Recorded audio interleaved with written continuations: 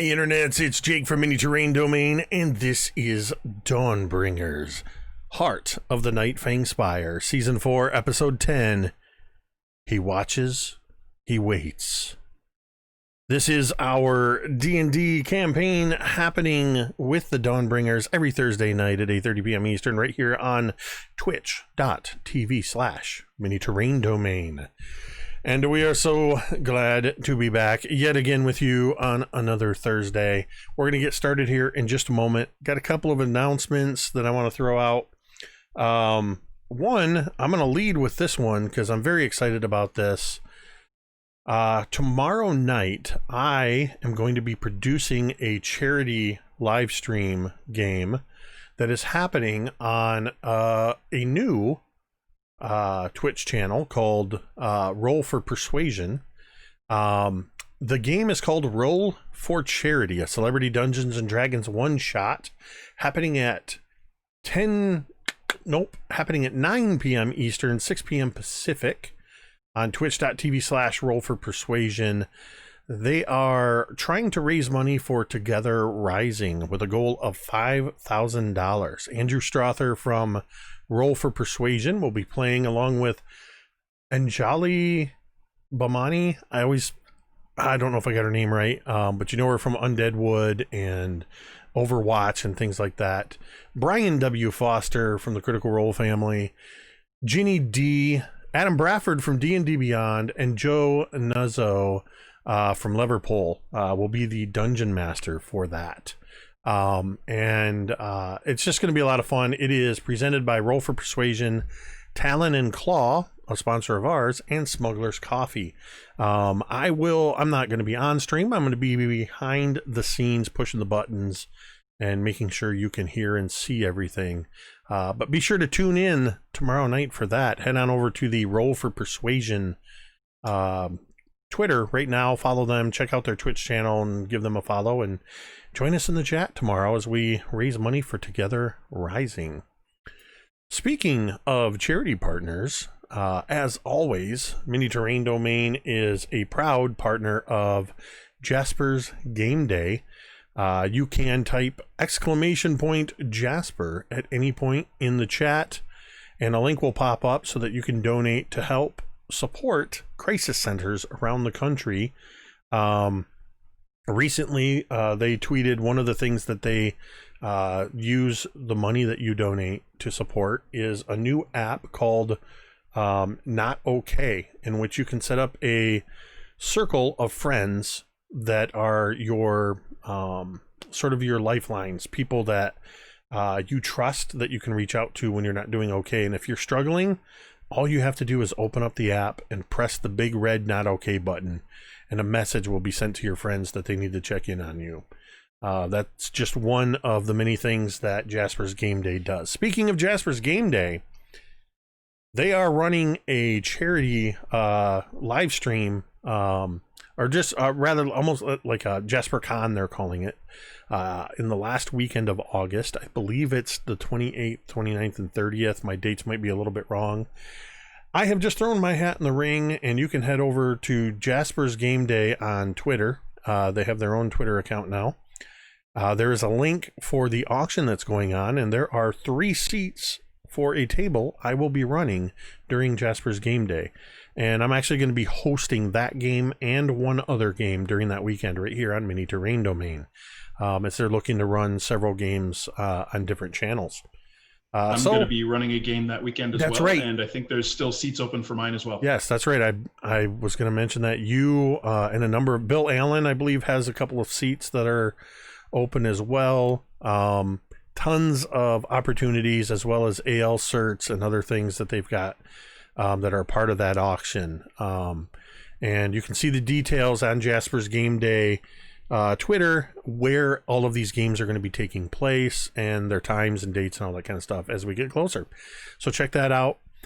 You can type !Coffee in the chat at any time, and you can get the link to our Metade roast coffee, a wonderful Brazilian and Peruvian medium roast coffee, for every 12-ounce bag you purchase of this delicious, delicious coffee. Full disclosure, not MTD coffee. You will have $3 of your purchase price will go to benefit Jasper's Game Day. So that's a great way that you can get some coffee for yourself as well as help out this great cause. No need to type anything in because the link has already popped up, but if you wanted to, you can type !sponsor and you will see the mini terrain domain sponsor of our streams, Talon and Claw. You can head over to that first link there and you can get yourself, they've got DM screens, they've got dice vaults, they are beginning to prototype rolling trays, or excuse me, dice towers. They've just released a new line of laser engraved coasters. Andrew got a new laser and he's engraving everything. So head on over to Talon and Claw and be sure to use code MTD Claw when you check out to get 10% off of your order and help out the channel while you're doing so. So be sure to check that out. Huge thank you to D&D Beyond, of course, for giving us insider access so that I can run the game using their wonderful tools, and all of our players have their characters on the overlay, so you can check those out while we're playing, see where everybody's at hit point wise and what their character builds are. In fact, D&D Beyond just released a new character sheet tool. I forget what it's called. It's a new app available on the, I believe it's on all of the places you get apps. So you can check that out too. Hashtag not a sponsor. So I think that covers all of those announcements. I did want to mention domain dice. Look up above Drown and Cantriel, Dan and V. You'll see that there are 113 domain dice. We are very nearly, we dipped last week actually. I think we dipped down to just about 100. Spike came in with those 10 gift subscriptions and brought them back up. The gods forbid they dip below 100 domain dice, right? But those domain dice are a way that you, the viewer, can participate in the stream. The information is scrolling by on the bottom in those slides, as well as has just popped up in the chat. It's a simple $5 tip or 500-bit cheer, subscriptions, resubscriptions, all that stuff, and it is just a way that they can earn rerolls and things to prolong their life ever longer. The last thing I want to say is probably the most important before we start playing, and it is that you matter. We say it every week, and we will continue to say it every week. No matter where you are, no matter what you're going through, and whether or not you believe it, you matter. You make a difference here, and you need to know that. But it can be a struggle. That is why at any time, whether we are broadcasting or not, you can come to the mini terrain domain chat and you can type in !help and a variety of phone numbers, text numbers, and a link to global resources for helplines will pop up in the chat. Here in the United States, you can call the National Suicide Lifeline at 1-800-273-TALK. That's 1-800-273-8255. If you are an active duty military or you are retired, you can press the number 1 and you'll be connected with a military specialized counselor. Or if you'd prefer, you can text 741-741. Be sure to check out those other numbers if you are among our Canadian friends, and the hyperlink if you are among our global friends. With that said, I think I have made it through all of our pregame announcements. It is now time to play some Dungeons and Dragons. Our players here our characters, the Dawnbringers, have continued to work their way down through the Nightfang Spire, growing deeper and deeper into this place, fighting off numerous increasing numbers and ferociousness of monsters, from vampire spawn to shadows to four-armed Garrulon cleaning crews. They have faced all kinds of crazy things. They are most recently more than halfway through the 3rd level of the Nightfang Spire, not knowing exactly how far down they have to go. They fought and killed several, but not all, of a group of Girlon servitors working inside the spire, with the help of their rescued protege, Yesha, who has revealed some surprising talents with a dagger, taking out one of the Girlons in a brutal display of sneak attacks. But three of the Girlons taking a fireball from Fig to the face, they fled fearfully. I couldn't help myself.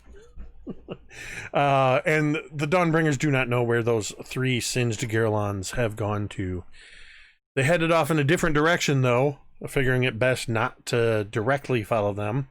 And they have now found themselves in a room that has been identified as a tannery. One of the tanning vats is empty, but they just discovered that one of them has this very curious concoction inside it, and has determined that there is, from the scent of the crushed oak bark, the sumac, and the hemlock, that this was in fact a tanning vat. They noticed a humanoid form inside the vat, partially desiccated, partially skeletal, some organs and skin still clinging to its body, and the eyes snapped open below the surface. Cantriel, you're the one that was looking in this vat. I feel like somebody else was too, and I don't remember which one. You guys can decide amongst yourselves who. I actually imagine Yesha is sort of peering up over the edge of the vat too at the same time as you see these eyes flick open. What would you like to do? Turn and hurl, please. Do you actually throw up? No, I'm a lady. I don't do that type of thing. Just the sort of hand across the mouth. There's like a retch, like oh sound that quickly comes up when there's something in there, like body, pickled type of situation. Somebody or somebody's body? Same thing. Dead though, right? I should hope so. If it sits up, you can. I mean, its eyes opened, right? Yep.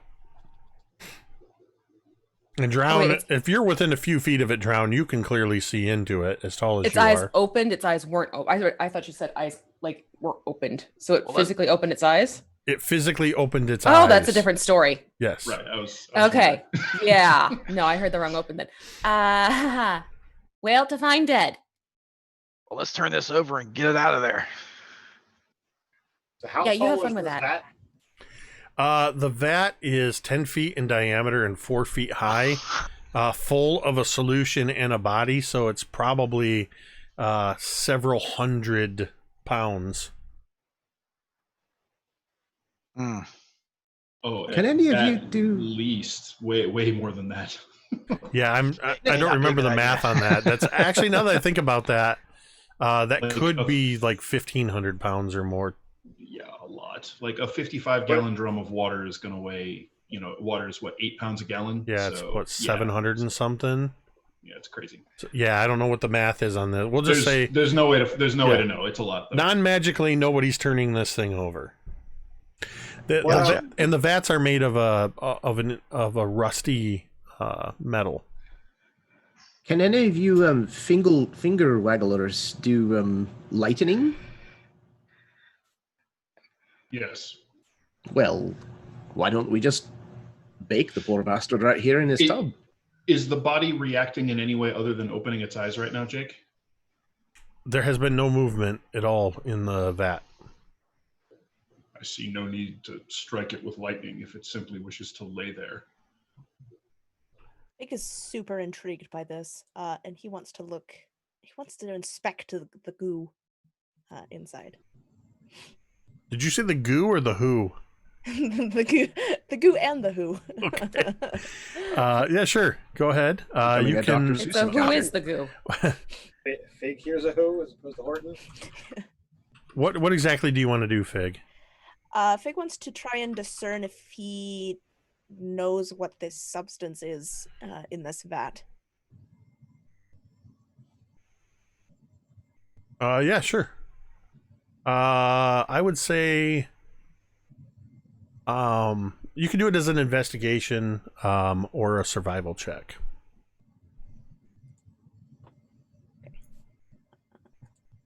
He's going to do a survival. Sorry, not survival. Investigation. That's going to be a 24. And what are you doing to investigate it?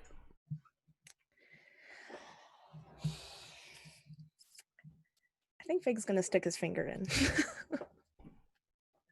Okay, sort of a Just one, and just a little bit. analyzing. Yeah. Kind of looking at the viscosity and I almost imagine, Fig, you stick your finger inside, but as you reach your finger down, there's this sort of whirring, that mechanical sound that we're so used to from Fig, a little bit of the blue glow, and your finger seems to sort of kind of opens. The fingertip opens in like 4 seams and then extends like a probe down in. Like you're just testing out the chemical composition and comparing it with what you know. And with that roll, you determine that this is a common tanning solution used for tanning leathers. oh, that As a reminder, I should have done this besides just telling you that you're standing in front of the vat. Just as a reminder, this particular room that you are standing in is about 20 feet east to west, the westernmost wall slightly curved, indicating again the outside of the tower. From the door you came in to the far side of the room is about 40 feet long, and the southeastern corner from along that southern wall and half of the eastern wall, there's all of that very dried, thick, like rough-hewn wood shelves that line the walls, and there are dozens and dozens of glass jars that are on these shelves, all of them covered in a thick coating of dust. You can't quite see what's in them, as everything in this room is just thickly covered in dust. And thanks to Fart Plume, the liquid in the vat weighs 2,520 pounds. He did the math.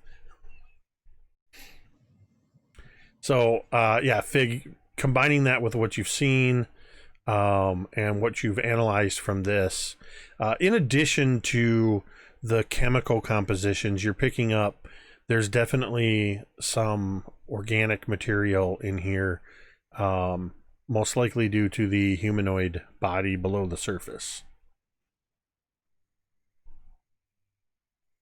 So the tanning solution, that's kind of like a preservative a little bit. Would Fig know that? Or... I'm gonna make something up as somebody who knows nothing about tanning and all those processes. So if somebody does, you can correct me, and I'll still probably ignore you. Basically, it's part of the process that is used to remove the organic material from the skin itself before actually stretching and drying the leathers. It's one step in the tanning process. Okay. So Fig would relay that information to the others. This is quite odd and not the proper substance for maintaining a human.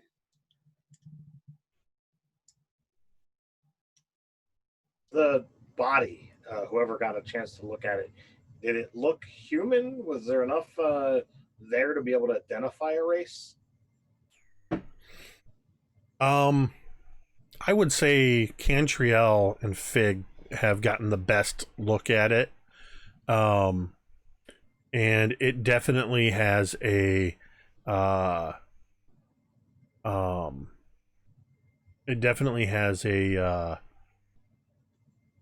elven appearance to it. I can read lips, V.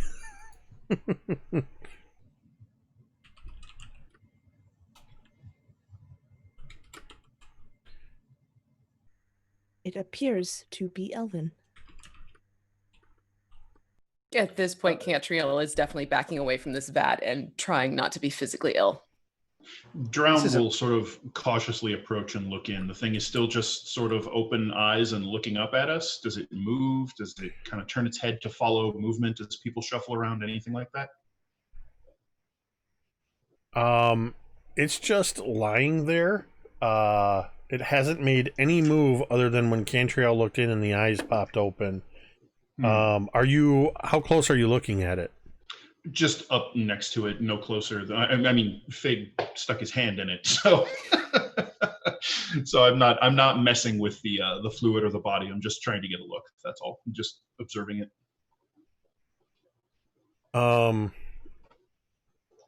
ahead and give me investigation check or perception check.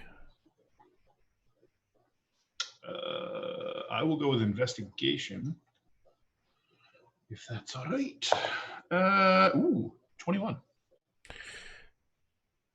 This figure in this solution, it seems pretty clear that it's no longer living, being submerged and mostly bone, and you can see organs through the rib cage. Some of its skin is still intact.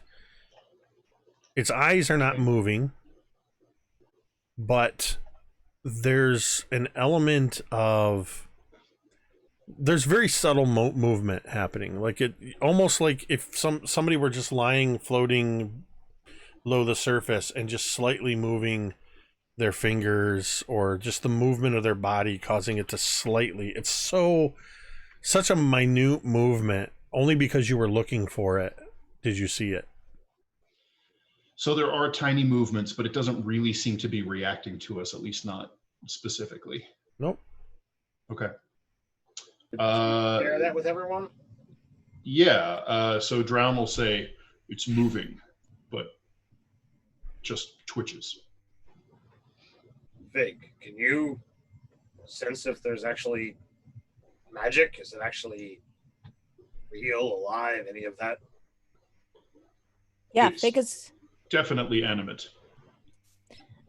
Fig is gonna Right. But what if it's not actually there? It's just, an illusion. Oh, that's possible. Fig will cast detect magic on the thing. On the vat. More whirring of gears and the glowing of that sort of electric blue magical energy comes from Fig and seems to move almost in a wave that causes the water to ripple slightly, and almost like some sort of arcane scanner seems to briefly highlight this figure in this dark liquid, and there's no additional residual glowing from your detect magic here or anywhere within the range of the spell. I would like anybody who is looking in the vat to make me a perception check. Can Griveth do something real quick? Sure. So he sees Fig, do her spell or his spell, and he decides that he's going to check to see if maybe it's undead or something. So he's going to use his divine sense. So he kind of reaches out with his divine power to see if these things moving are actually undead. Okay.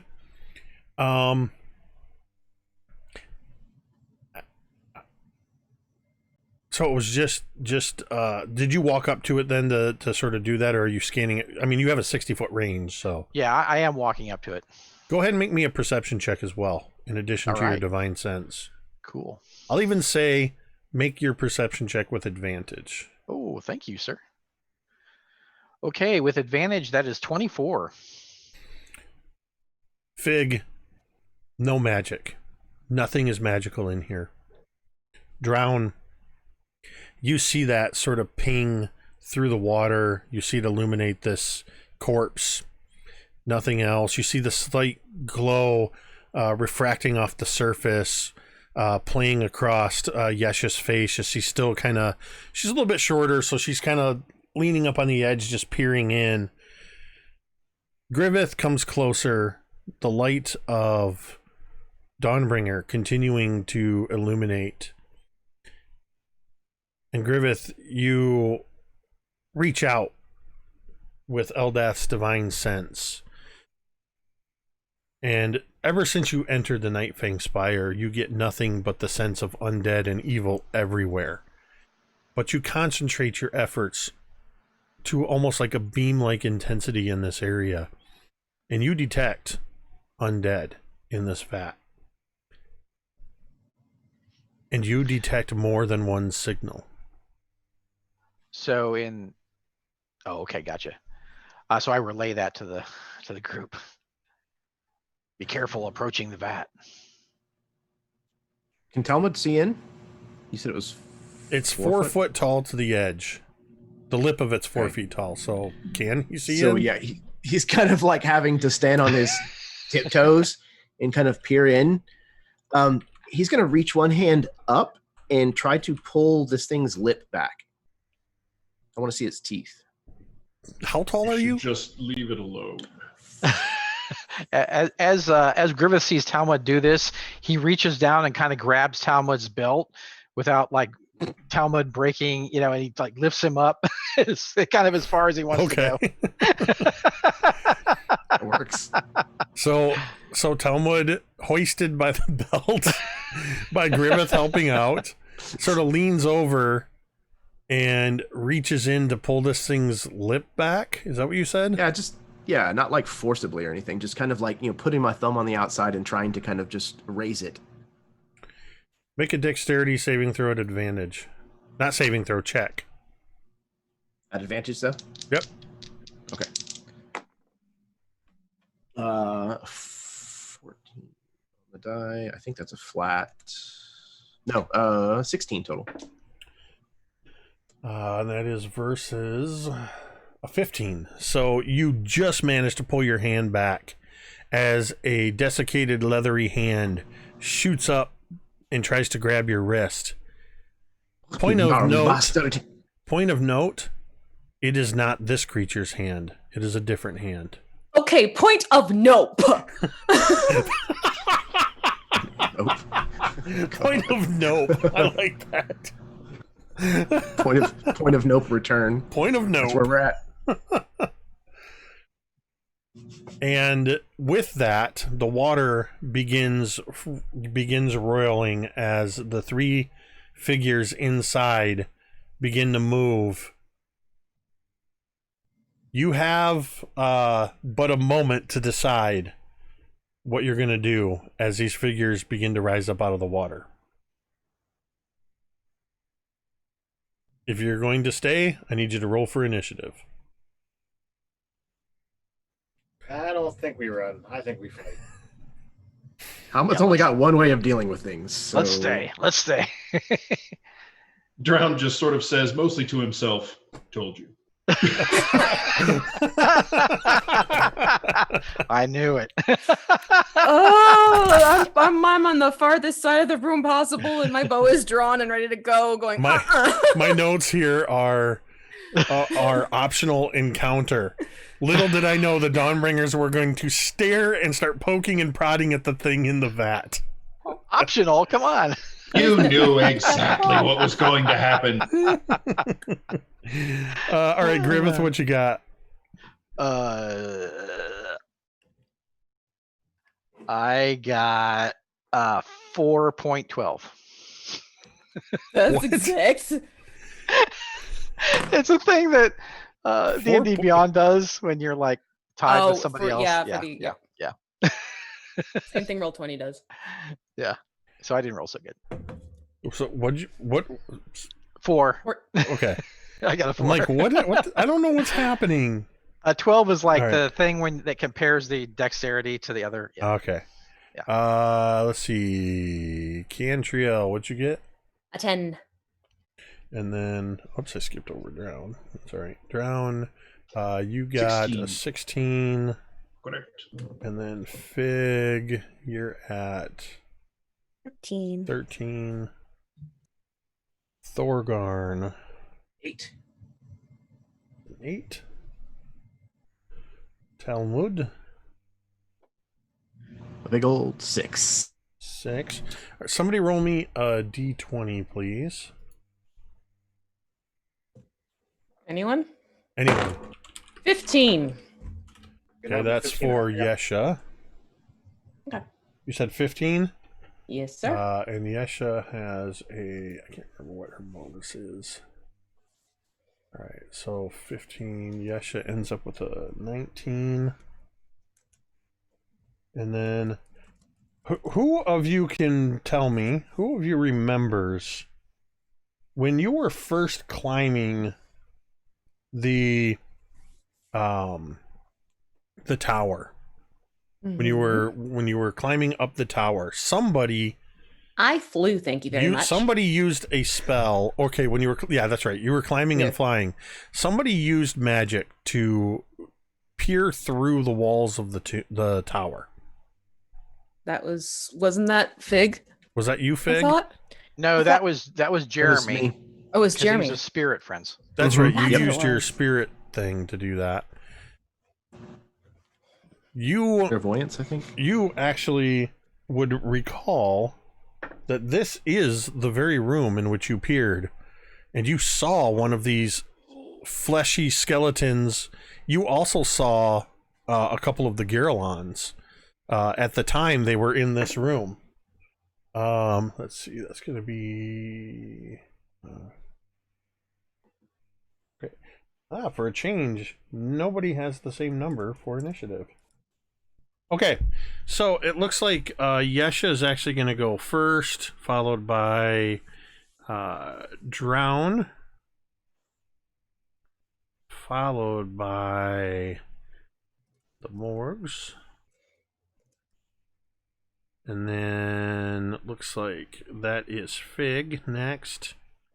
Cantriel will go after that. Thorgarn will go after that. Talmud. And bringing up the rear, the Knight of Smite, Griveth.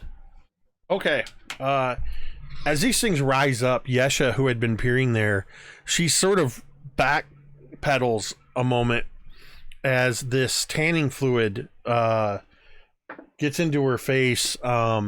Somebody roll me a dex check for her to see if she gets splashed in the face with this stuff.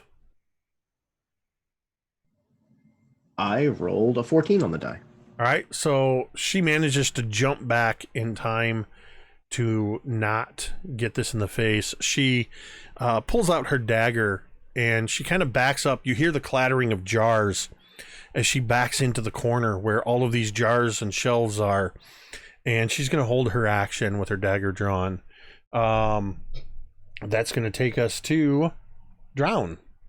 Right now you have 3 of these creatures inside the vat, this 10-foot diameter vat of water or liquid. And they're all 3 the skeletons with guts? Yep. Or Yes, there were 2 more in the sludge at the bottom. They're sort of dripping with this brownish goop that would be all the settled gunk from the tanning vat. Disgustifying. All right. Drown will take kind of a half step back, hold up his hand, and lightning will begin to crackle in bright bluish white arcs along the tattoos of tentacles on his hand, and then he'll unleash a sizzling lightning bolt into the 3 of them. So please to make dexterity saving throws, DC of 20. All right. And For you fail as opposed to make them, but you know. Succeed. Make means roll. oops, sorry, I don't know why I did that at advantage. Let me re-roll that. That is going to be, you said dexterity, right? Yes, please. Dirty 20. Well, that'll pass. DC is 20. You also just got another domain die. Yay. I lost the die. Where'd it go? So they're going to take half damage, correct? Yeah, if they all passed, then. Oh, shoot. I rolled as a group. Hold on, one of them failed. What's the DC again? 20. DC is 20? The DC is 20. You Okay. gave me a rod of the pack keeper, man. Only one of them succeeded. The other two failed miserably. You did this. All right. 10, 20. That will be 30 points of lightning damage, 15 on a pass.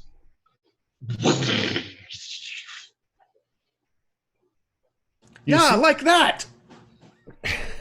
You see the entire vat crackling with electricity, and all of them sort of as this electrifies them inside this vat. Let's see. Okay. Is that the end of your turn, Drown? Are they? How close are? Am I in any of their reach as far as I can tell? Like, am I within arm's reach of any of them?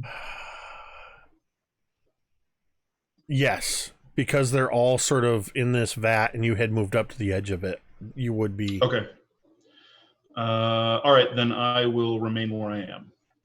And I'm so. Talmud, Fig, and Drown are all within reach of these creatures, having been actually Griveth, you would be too, because you had walked up there.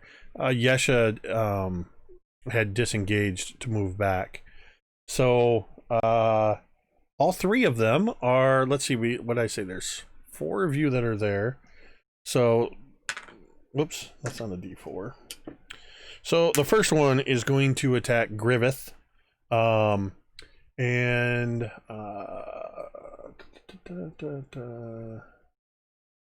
it is going to reach out. As it reaches out, it suddenly lunges through the water at you.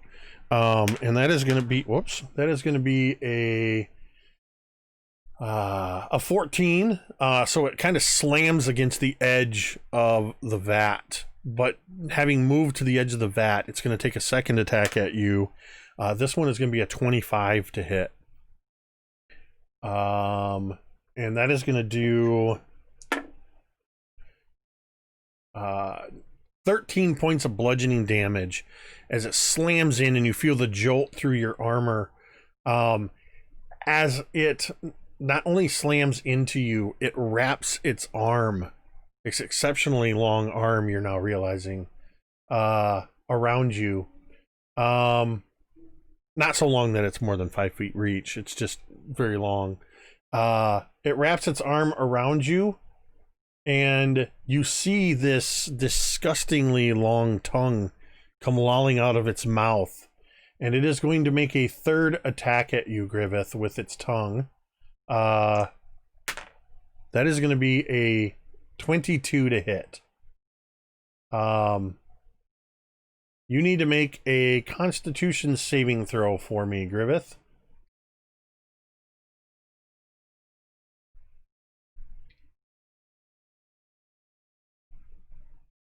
That is a 12. I think I'll re-roll that. Hold okay. Use one of those. I don't like dice. those kisses. I'll have a 22. Okay. The tongue just sort of kind of lolls out of its mouth, almost like it's searching for the target, and it fails to find you. The second one is going to attack Drown. And it's doing the same thing, lunging at you. That's going to be a 16 on its first attack.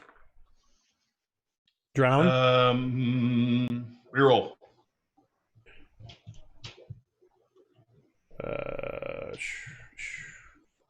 The new roll is a 24. Okay. The second attack. Actually, let's see what this first attack. It's going to do 10 points of bludgeoning damage. And it also wraps an arm around you, grappling you. All right. And similarly, the tongue comes out. But does not do anything because I'm almost certain a 12 is not going to hit you. Or does it? No, 12 misses. Okay. Armor class 15. And then the last one is going to go after Talmud. Talmud, a 15 on the first attack. That used to hit me, but not since I got my fancy bracelets. The second attack is, however, a 23. They're not that nice of a bracelet, but That's so gonna yes, that is. that's gonna give you 15 points of bludgeoning, and you are also grappled. The tongue comes lolling out for a 22 to hit. I need a Constitution saving throw, Talmud.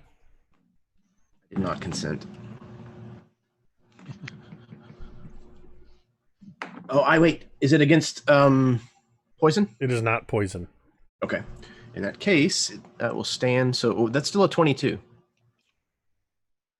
All right. This, as the tongue hits you, it's just disgusting as it runs up along your neck and kind of up the back of your neck. You can feel a tingly sensation where not a good Not tingly how I would sensation. describe it. Not how I would describe that. Nope. But that ends, just for clarification, all three of these, wait.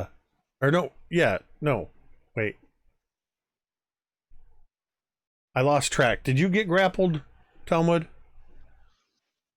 Yes. I think you did. Okay, so all three of them are grappled by these creatures. 3 morgues threw me off. Fig, it is your turn. So are these things fully out of the vat now? Nope, they are all in at the edge, and they've basically lunged. This tanning fluid is splashing everywhere. People are starting to get wet from it. Griveth, Drown, and Talmud. It looks like the morgues are attempting to possibly pull them into the vat. Okay. So, who is the closest to Fig? I'll let you decide The that. one grappling? You were all sort of around this thing, so I'll let you decide who you want to try to save. I would imagine Talmud, because he's being grappled, right? So he is next. Yeah, at this point, Talmud, his feet are kind of pulled up off the ground as this thing's trying to pull him in. So what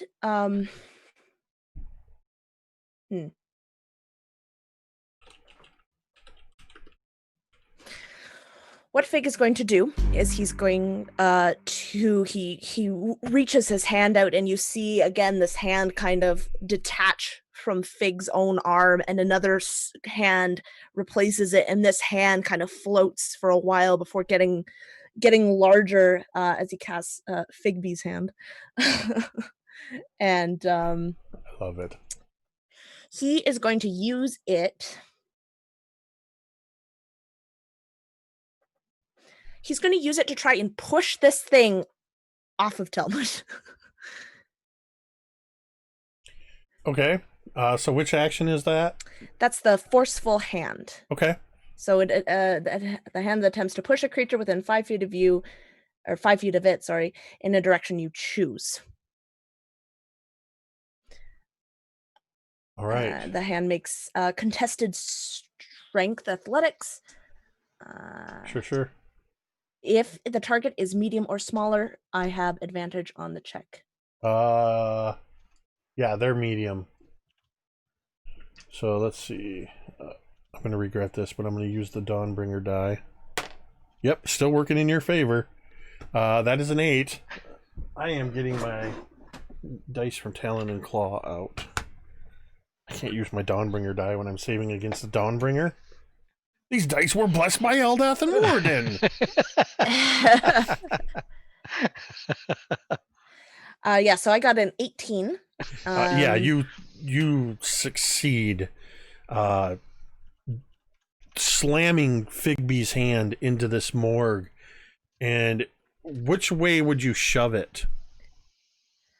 He wants to shove it sideways so that it hits the others in a line, like doot, doot, doot, if he can.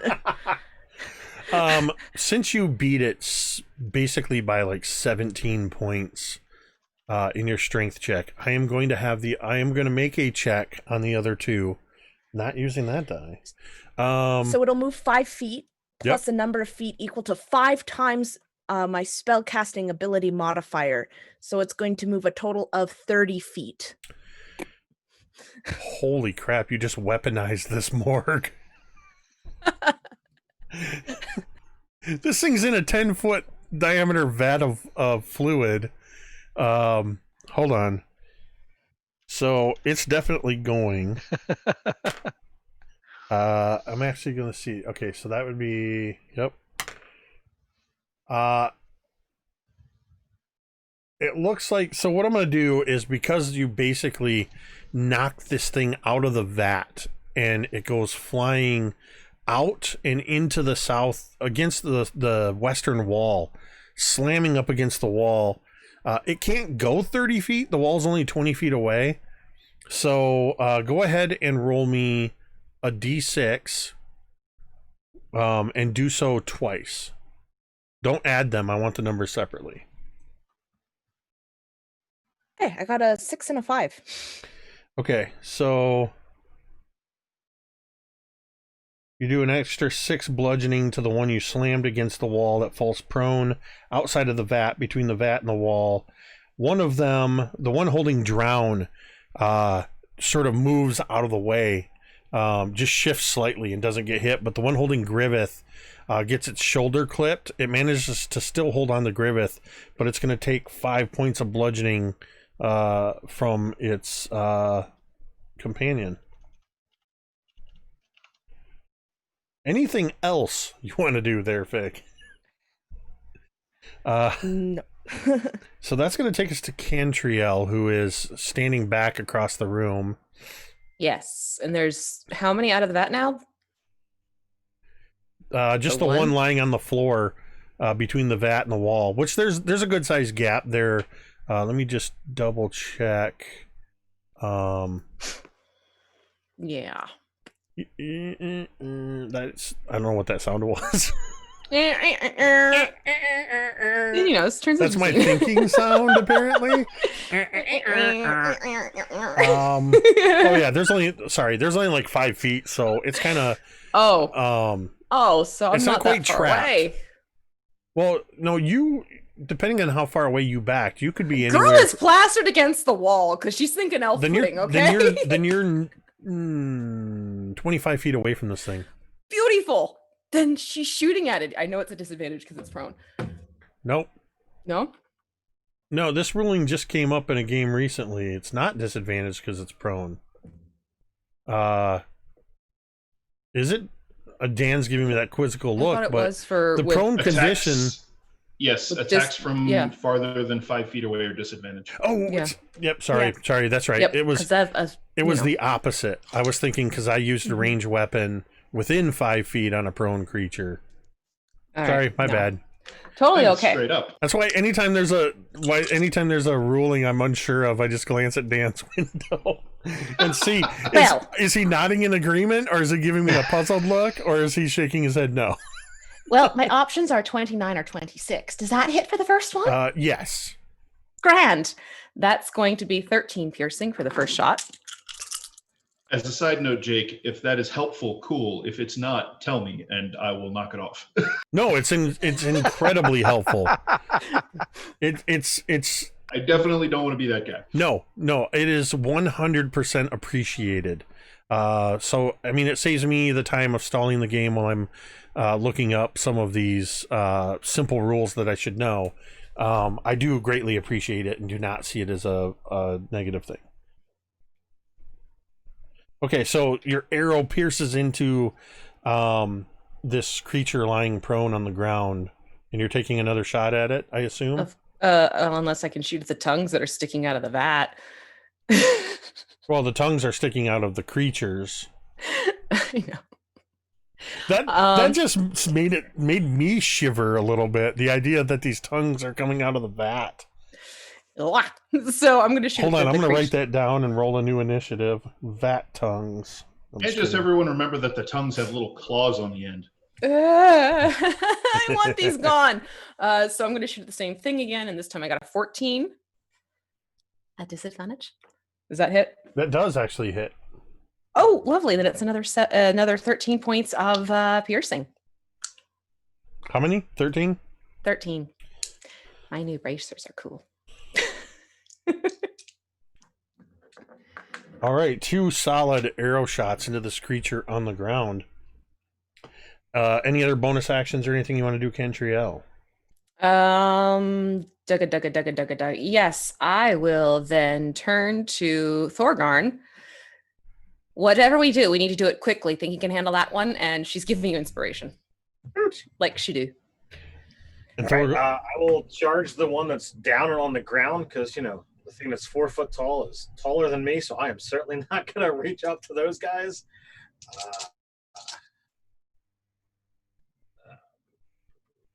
First strike is going to be a 15. Yep. Second strike is a 30. Yeah. And it's a 28. So all 3 are hits. 3. Good numbers here. 18.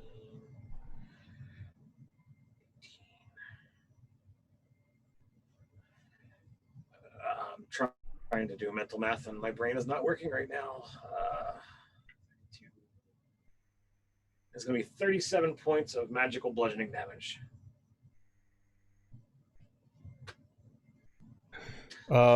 You are definitely doing some damage to this thing, breaking apart bone, and I would even say some of its innards spill out a bit from the rib cage as you shatter some of the ribs.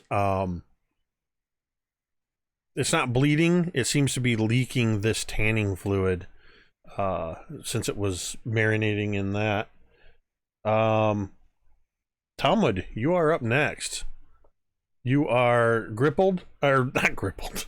Grippled? I am very grippled at this moment. You just used the word marinate on these motherfuckers. And they're also telling you about spaghetti in the chat. Yeah, I ate spaghetti for dinner this evening, Jake, so thank you so much. I don't know. I'm very grippled. You are grippled by this thing. All right, Dan, you need to find out what grippled condition means. We'll have to figure that out. Oh, it's a monster. It's not a condition. A gripple is a monster. I'm going to be homebrewing and it starts that. out cute. You've heard of a gibbering mouther? This is nothing but arms. That's all it does is grapple you.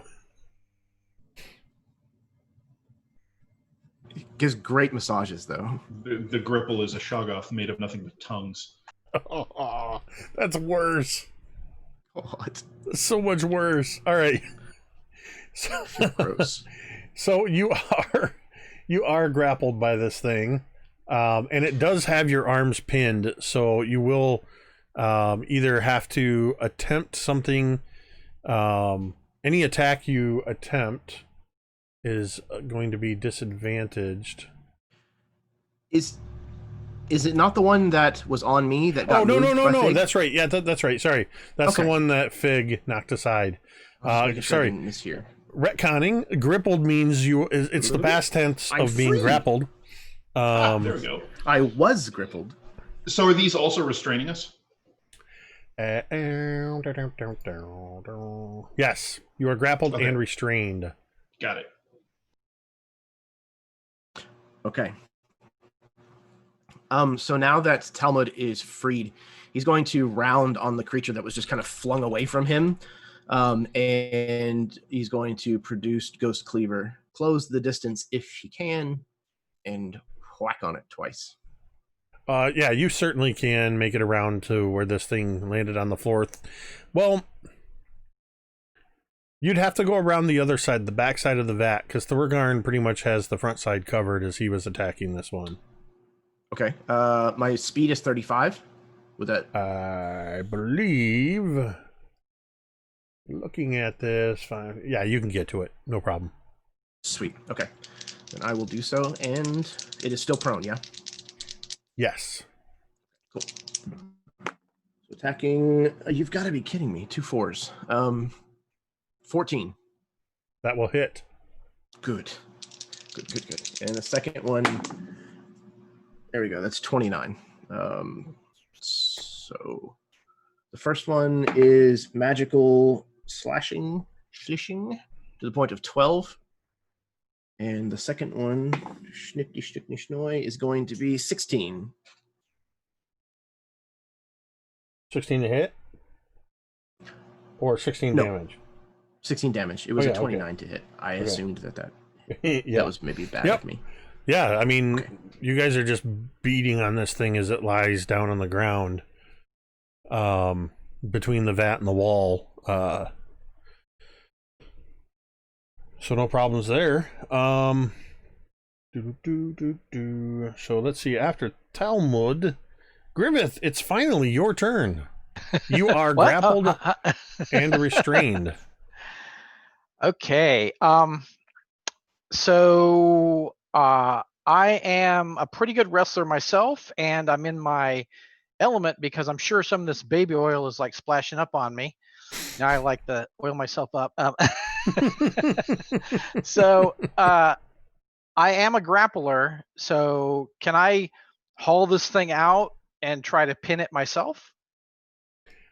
You have to break its grapple on you before you can attempt to. Gotcha.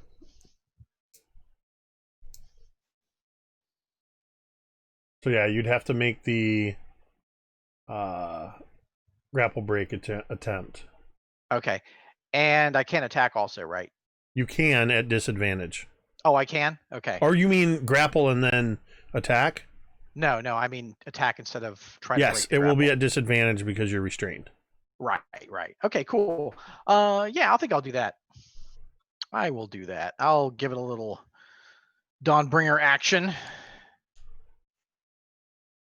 So with disadvantage, that was 13. That's a hit. Okay. And I'll go ahead and attack again. Disadvantage, lowest is 16. Yep, both are hits. Okay, yahoo! Okay. Let's get some radiant on that sucker. Yeah, let me get the damage all day here. Okay. 1, 2, 3, 4. Okay. Sorry, I had to roll a lot of dice. Okay, so I got 39 points of damage all day. 39 all day. All right. That's gonna be okay. Get off me! You just see this tongue that had attempted to bite you with this like claw thing at the end seems to continue to withdraw from inside its body. It is impossibly long, almost like a tentacle.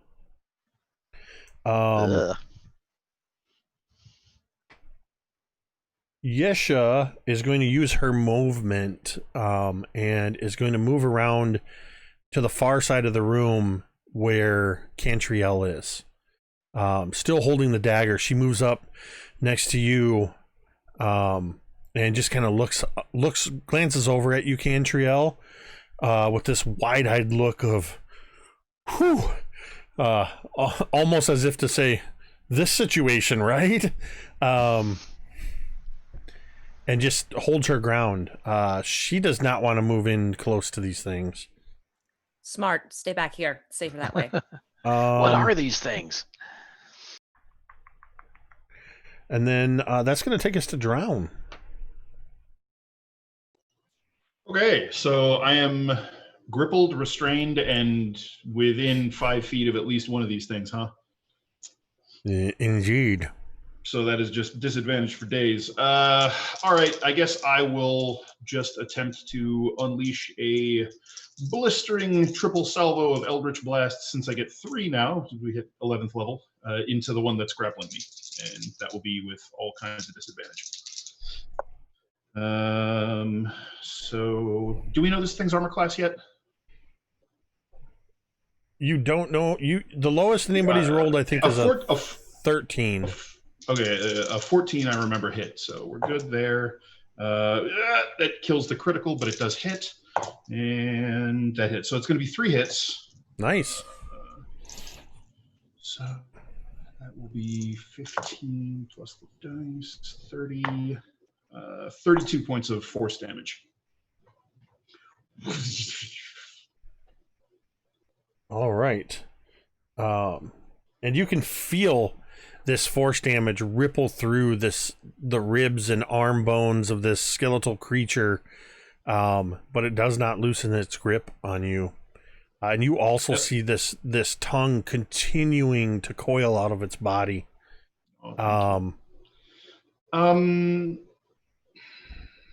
So was the tongue having obvious negative effects on people that got hit by it? Is that anything I could see or experience? Nobody has had anything happen to them from the tongue hitting them.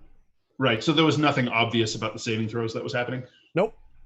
Okay. Then I will remain where I am and be done.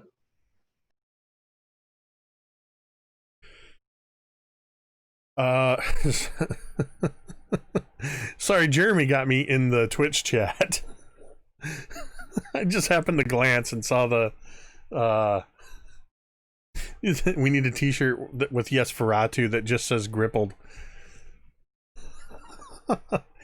All right, it is sorry Dan, I got distracted. What was it, the last thing you said? I am done. Okay. Just making sure. I blame Jeremy for that one.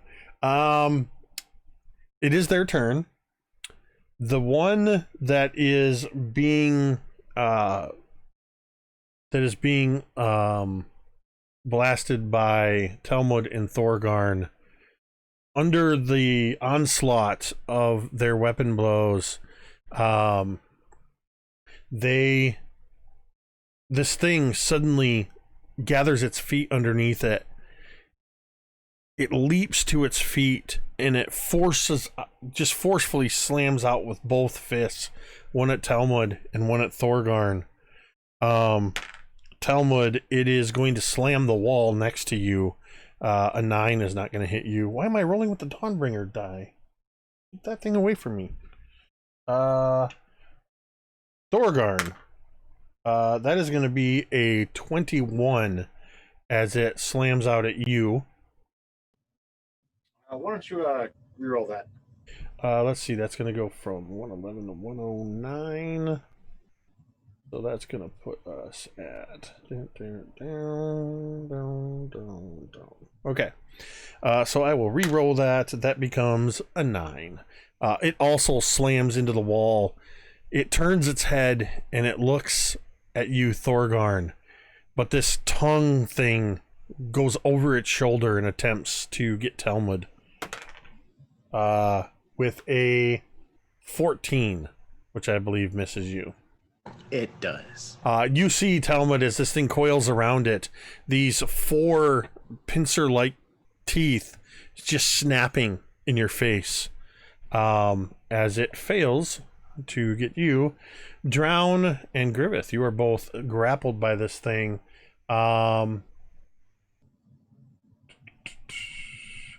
It is simply going to attempt at advantage to get you with its tongue attack. Drown. That is going to be, with advantage, a 13. Oh, thank God it misses. And Griveth, with advantage, that is going to be a 24 as it attempts to get you with this tongue. I need you to make a Constitution saving throw.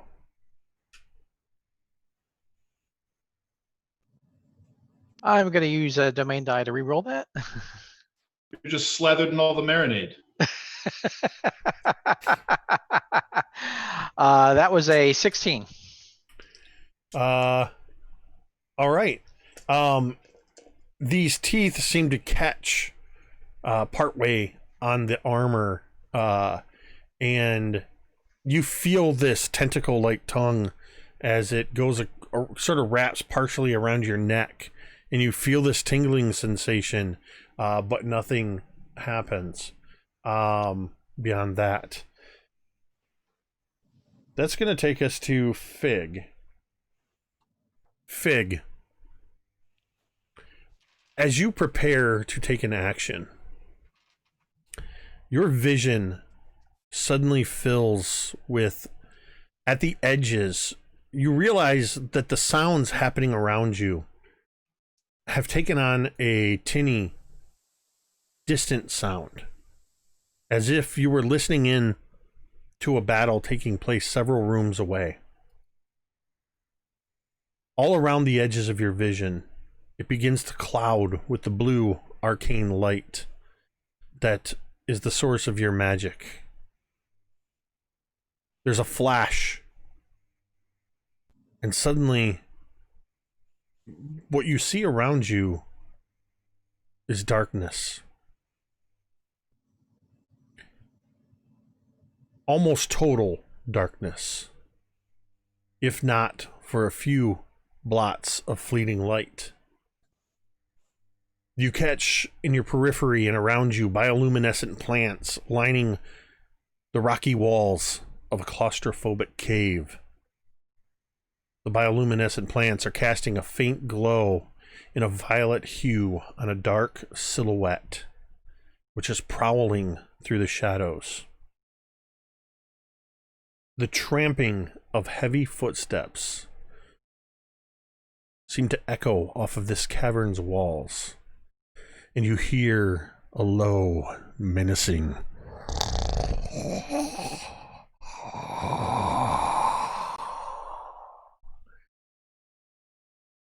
You hear more footsteps from behind.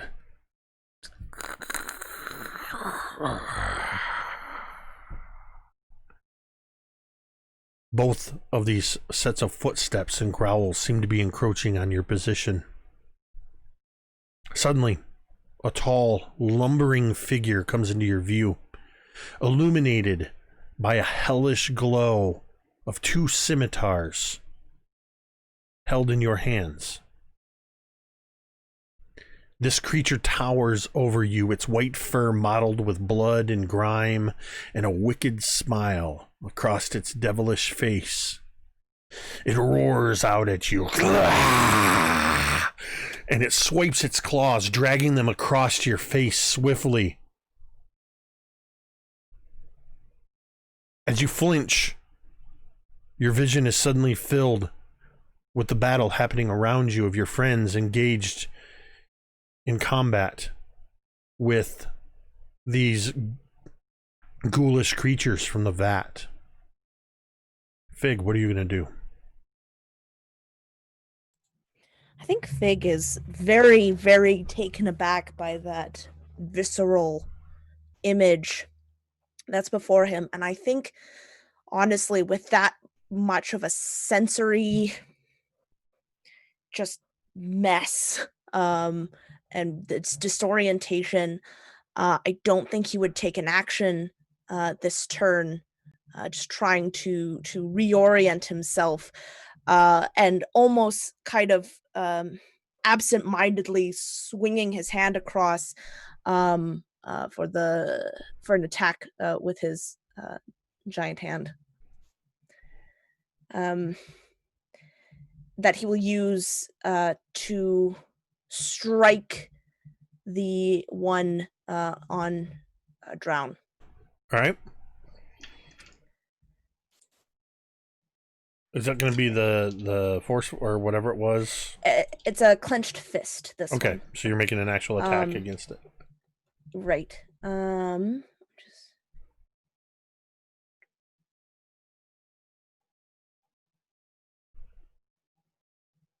That's going to be a 16 to hit. No. Yep. Yeah. Yeah, that's it. Yeah, 16 to hit. And then that is going to do something I do not like about D&D Beyond is that it closes your spell when you're trying to open up dice. 4d8 force damage.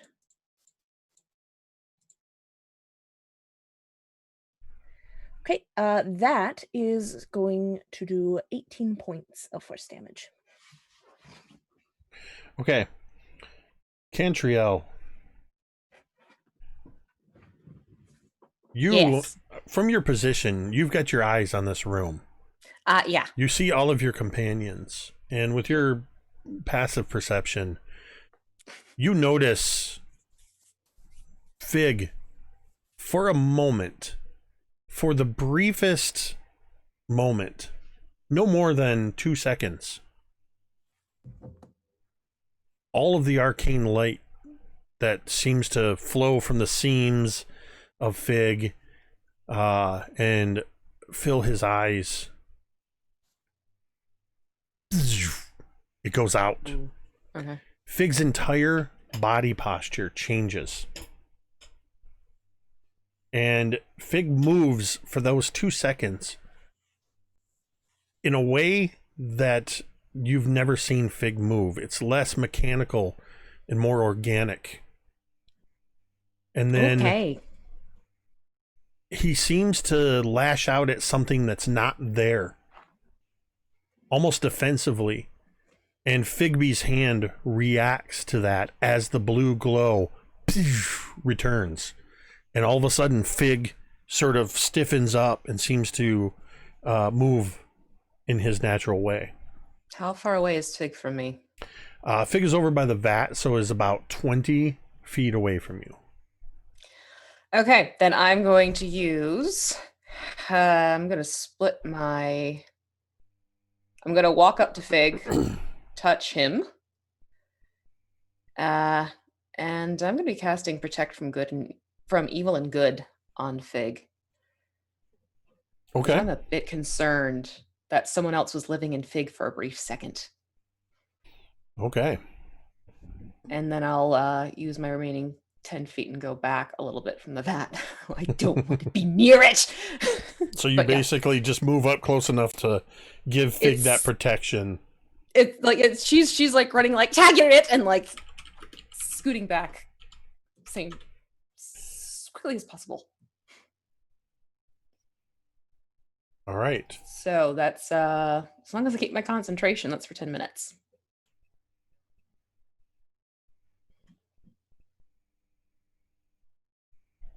Okay. What specifically? So wait, hold on. Never mind. The protection grants benefits. Target can't be charmed, frightened, possessed. The target is already okay. Cool. Got it. Okay. That is going to take us to. Thorgarn. So is the dude still fighting Talmud and I? Still right there? Yeah, he missed with all of his attacks, but he's standing directly between the two of you. So your attacks will have advantage because between the vat, the wall, and the two of you, he's flanked all the way around. All right, well, 29 on the first strike. 26 on second. Third comes in at a 28. All right.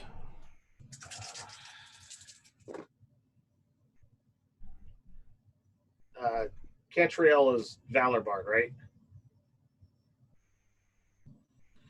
Yep, it's a D8 now. Indeed.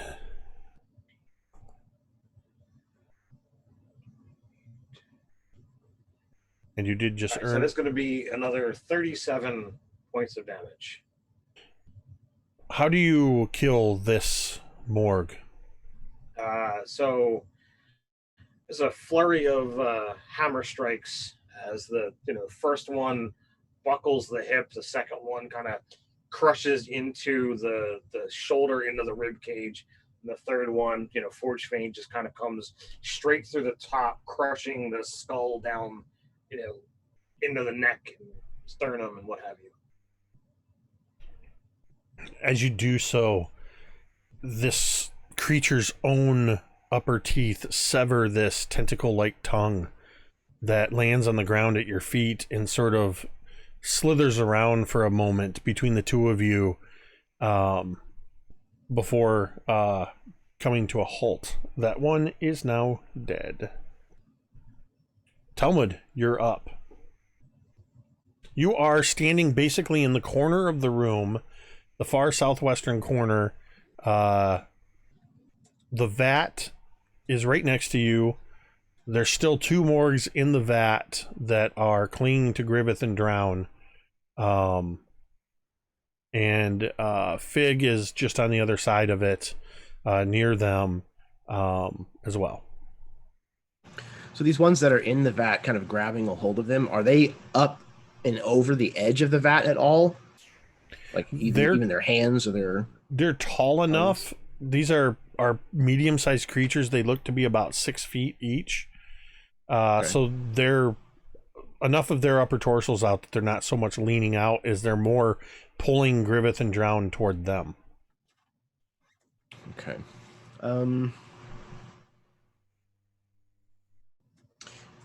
Okay, if I moved up beside them, would I be able to reach one of them? Yeah, you have enough room that you can move around the outer edge, or you could even step in the debris of this dead one, and sort of push past Thorgarn to get to the one. If you go that way, you'll get to the one that's got Griveth. If you go around, you'll get to the one that's got Drown.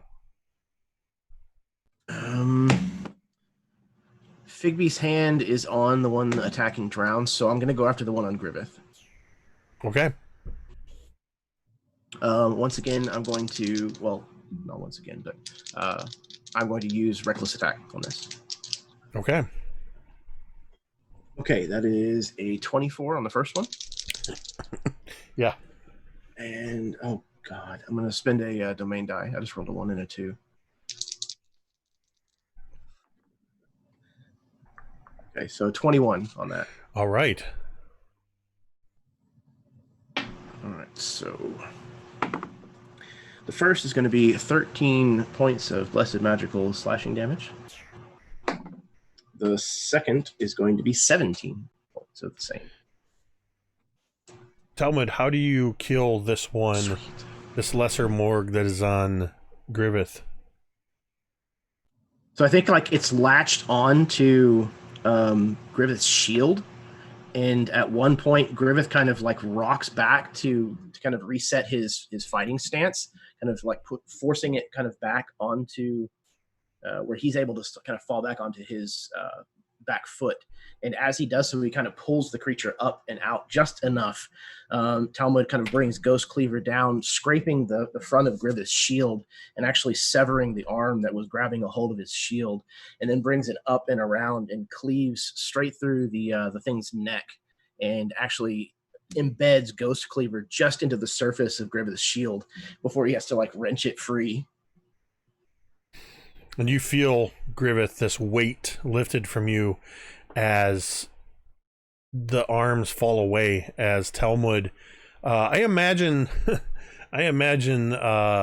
Talmud's weapon coming fairly close to your face as you were grappled, as it embeds in the edge, mere inches away from your face, and then all of a sudden he pulls it out and your eyes sort of shift focus and you just see Talmud standing there on the other side. And that's going to take us to you, Griveth. You are no longer engaged or grappled, and immediately next to you, Drown is grappled by the last remaining morgue. Okay, so I quickly turn to Talmud and say, "Thank you, brother. That was spectacular." And then I turn and try to play it forward with with Dawnbringer. So I'm going for that thing on drown. Okie dokie. All right, let's do this. I've got it right where you want it. Yes.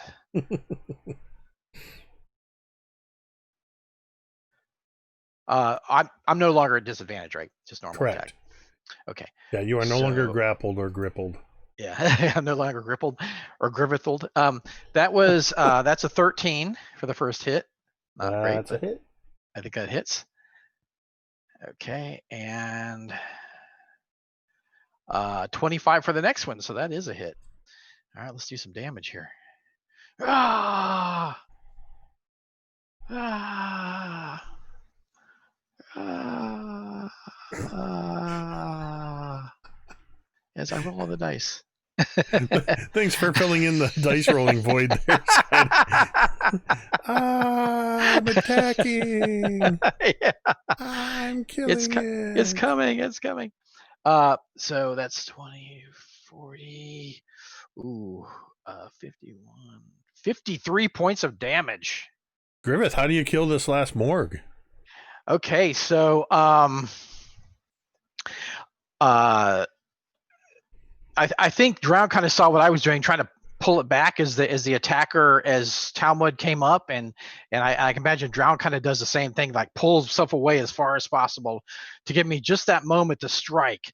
So what I do is I take Dawnbringer, kind of hit it the first time. Dawnbringer flashes in a burst of light, throws it back a little bit, and that gives me just the opening to take Dawnbringer and jam it down the throat of this thing, so it goes through the mouth of the skeleton into the plump purple belly of this wormy like thing, and it just explodes in this purple goo that just splatters on the floor like a water balloon.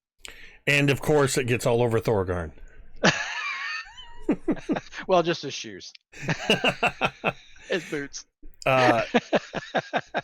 There's, yes, the very disgusting wet sound of this thing collapsing to the ground, along with the clattering of bones. And with that, you are out of combat. Ooh. Cantriel, as you backed up, just behind you, you hear the voice of Yesha, who says, "He's always watching, and he's waiting." And that's where we're going to take our break.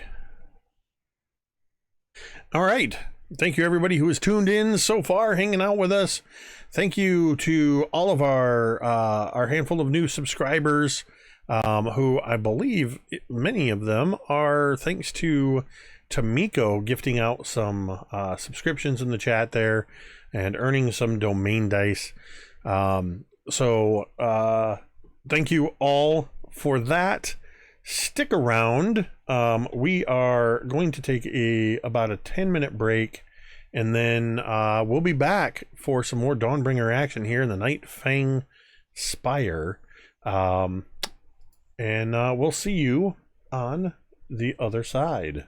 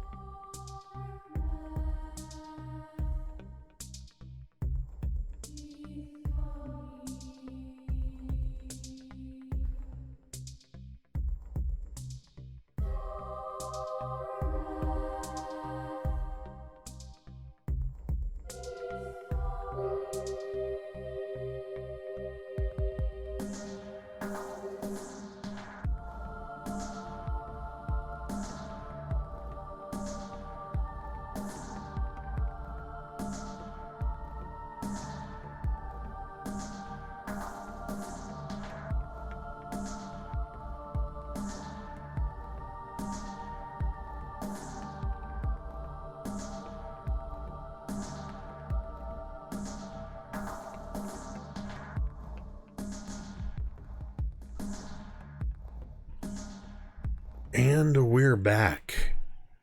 The words, as the last body hits the floor, the words barely above a whisper, but Cantriel's keen ears hear them from Yesha. He's watching. And he's waiting. Who is? Who's watching, who's waiting? Him, Gulthias. Don't you get it? All of these things that are instruments of his. Every floor, every room. They're all Does he servants see of through his. them?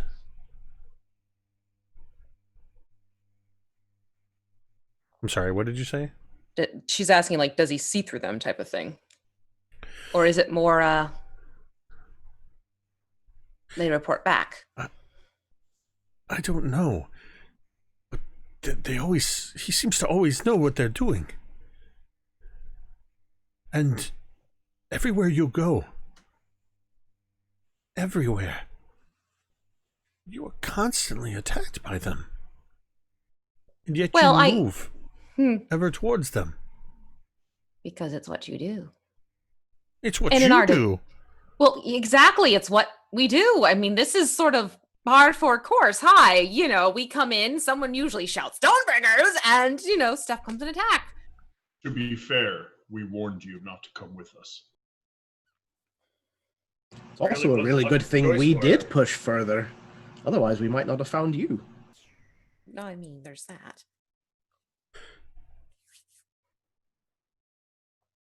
You were here before we were.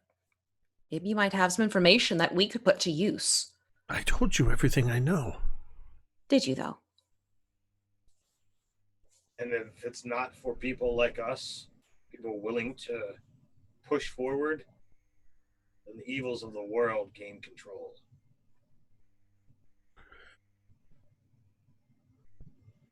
We're what? 3 floors down in this tower? And we don't know how much further we have to go. And already these Based on my trip down, quite a ways. The Thorgarn system. The Thorgarn depth gauge.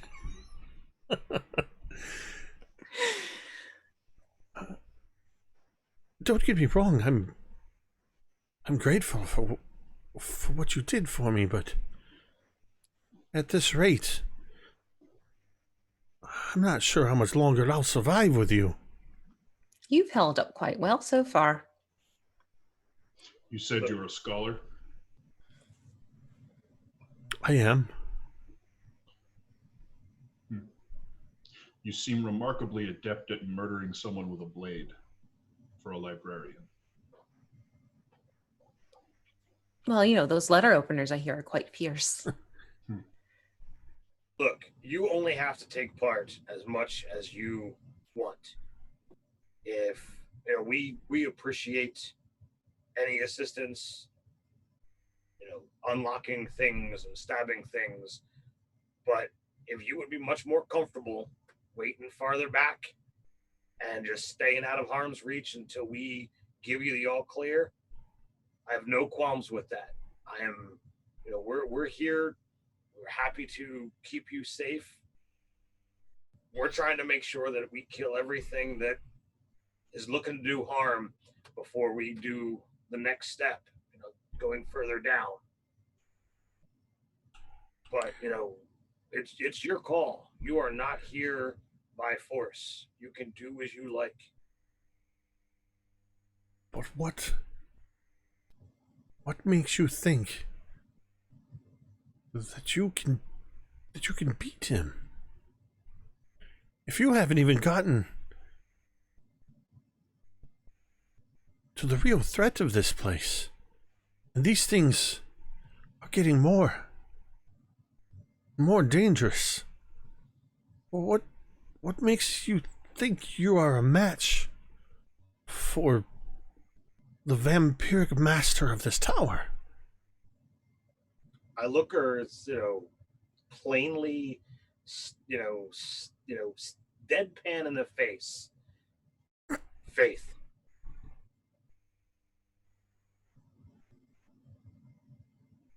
And resolution. Maybe a wee bit of stubbornness. More than a wee bit on that one, actually. Guilty as charged. Sometimes you're put in a position where you're given not too many options. This is one of those times.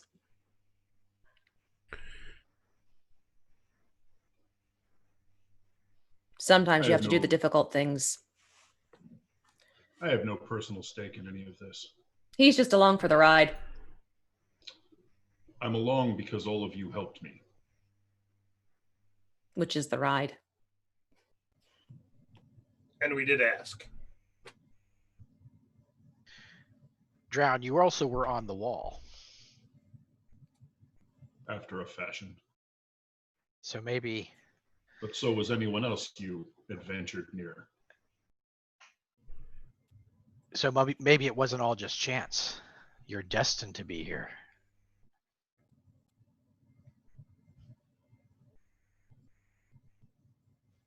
We all like to think we have free will. No, more like free reign.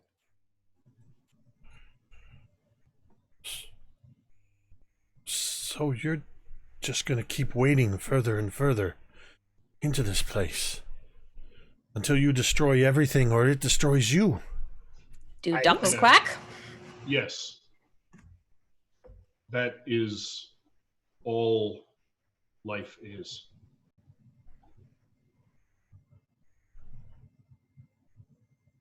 Well, I think we're probably going to give it a rest after we kill Gothias, at least. Do you? Do you think that will be the end of your adventuring? Will you open Maybe. a tavern? Oh, no, just here. I point towards Cantriel. No, we still have some family matters to deal with. This being And it. he just sort of gestures toward them like, see? Many adventures ahead of us. But this will be a milestone. I mean, if you don't want to hang around, the other option is to see if we can find a place with a window, string our ropes together, and lower you down gently, and you go bye-bye. No. I am grateful for what you did for me. And I'm just flabbergasted, I guess. That About? your resolution is absolutely unwavering. None of you seem to hesitate. And even now, with what we just saw, and she seems to barely be able to look at the mess that's on the floor. Even with those things, you just carry on as if nothing happened and are ready to just continue delving deeper. Bizarre coping mechanisms. To be fair, two of us are dwarves. Pretty stubborn. This is the life. I fit right in. I'm pretty stubborn myself. It is not for everyone. It should not be for everyone. Cannot imagine facing the dangers you face time and again and emerging unscathed. But I must Oh, darling, I'm going to stop you right there. Unscathed is an assumption. You heal. You grow thicker skin. You may be more calm on the outside. But it doesn't mean that there's more going on the inside. It's never easy. You get used to it. There's a difference. Everyone here has lost someone, felt the sting of defeat at one time or another. I'm certain that, over the last several days, you've, seen me look over my right shoulder, possibly talk to someone that's not there. The fallen follow me. My cousin and I, when we fight and truly get in to the rage, our ancestors join us as a way of our kind. You don't just get over that, but you can either let it consume you or let it empower you. And look at you yourself. You were left for dead in a charnel heap, yet here you stand. True, we had a hand in that, but you lived. That is all anything does in life. You carry forward until the world swallows you. You make choices based on the decisions that you make choices based on the information you have at hand. So you can't make choices anymore. It's all one can ever do.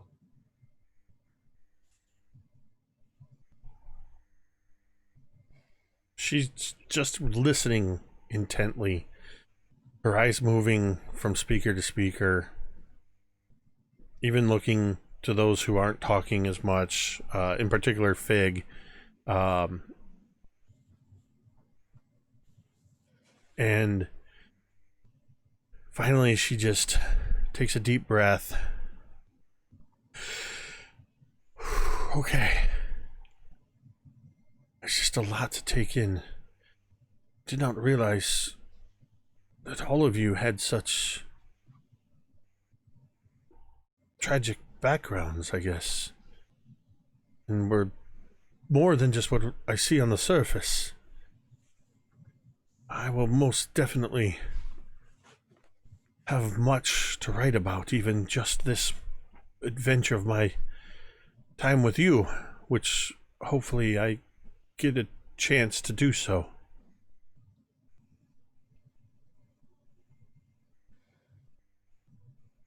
You guys.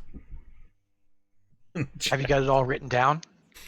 Of course you're going to ask her that. Don't worry, she got every rippling muscle and sword swing possible. Good, good.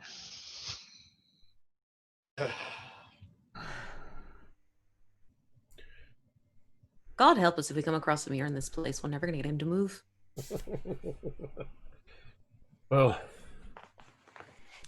I do apologize if I've given any indication that I'm not grateful for what you've done for me. It's just a lot to take in Of course. in such a short period of time. Absolutely. Look, from my experience, life is going to attack you, even if you're not out and adventuring around. It's going to do its worst to you, left and right. But these problems, I can deal with this. I have control. So, it's much better to be out here than wallowing away in some tavern or room at an inn. I'd rather be here any day.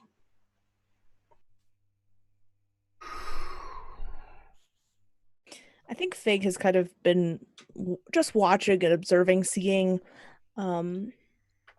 each of his companions say their piece and watching the reactions.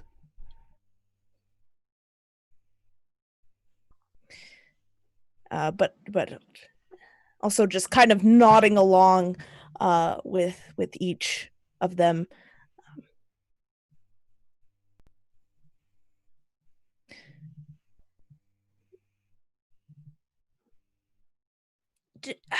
Did I can't remember. Did she tell us why she was here in the first place? I don't know. She was had been taken from captured. someone else. She had been on her own in the wilderness and had been doing research and had been captured by vampires and brought to essentially to the pantry where all the other dead and drained were. Right. Yeah, so Fig, just, you were someone of note before you even came here, before you met us. You came out here in search of knowledge, in search of information. And there are not many who are like you. And I think that is what they call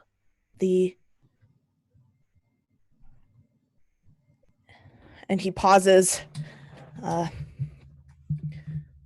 call to adventure.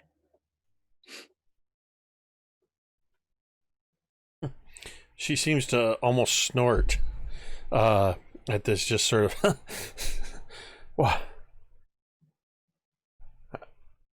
I have never thought of myself as somebody who would be an adventurer. You are on an adventure now, so that is done. Whatever you choose to do after this is up to you. Side note, while we're having this conversation, I don't know who else might be wounded, but does anybody want to extend it into a short rest? You most certainly can take a short rest amongst the dead, if you wish. Drown seems entirely unperturbed by the corpses and stinky chemicals. I'm only down a few hit points, but if others want to, sit a spell, no problem. All right. I wouldn't say no to a short rest. You absolutely I'm a can warlock. take it. Yeah, squishy. You absolutely can take advantage of the short rest. The conversation's been going on long enough. You can imagine as you're dealing with your wounds and. You also get Song of Rest D6. Yay! Cleaning tongue goobs out of Oh! all that stuff. Yeah.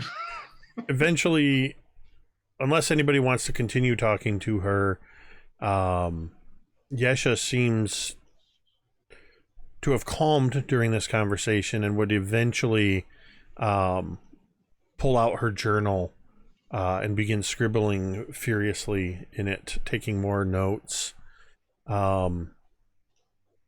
Anybody looking over her shoulder, or she's not really taking care to hide it, you might notice that she's done crude sketches of each of you, and has written a few notes, but now just seems to be chronicling the most recent encounters. Question, did Fig has that I can't remember if Fig has the scale from Copernicus, or if he left it in his brain. I thought it was in the hat. Oh yeah, you took the copper scale out, yeah. So Fig is going to go over to Yesha and is going to take the scale from his hat and hand it down to her. What's this? Is this a dragon scale? He just nods. Her This eyes was- are like saucers at that. This was given to me by my creator, and though it is illogical, I think that I'd like to believe that this has given me the strength I needed at the beginning. You may borrow it, if you would like, during this whole thing, as a reminder that we are here for you as well. You do not have to be alone. And he hands down this scale to her. Her mouth just seems like her chin just like she's in utter awe. She reaches up, and as you place this scale into her hand, and she's sort of sitting there with her knees up and had her journal balanced against her knees, and she just places the pencil between the pages and just sits there cradling this scale and just staring at it in awe.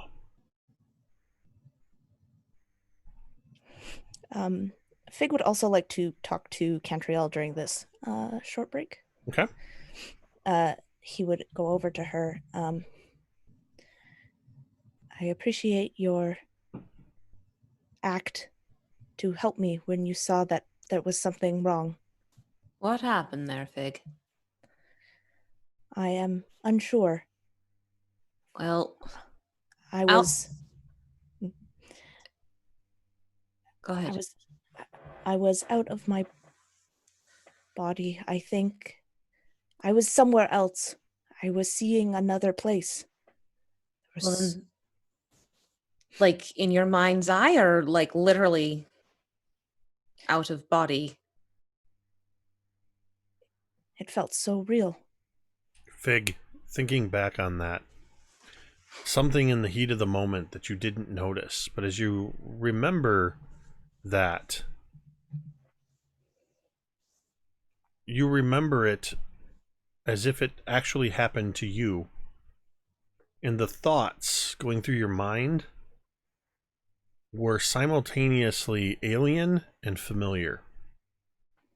As in, the language in which you thought, the imagery in which you framed what you were seeing, felt strange and alien. But also you understood everything that was happening. And it wasn't through your own consciousness as Fig. It was through whatever consciousness you had tapped into momentarily. Yeah, Fig would just... He's quiet for a long moment and would say, "It is though I was myself, but not myself." Well, from the outside perspective, you weren't moving like yourself for a moment. And the light sort of went out at the same time.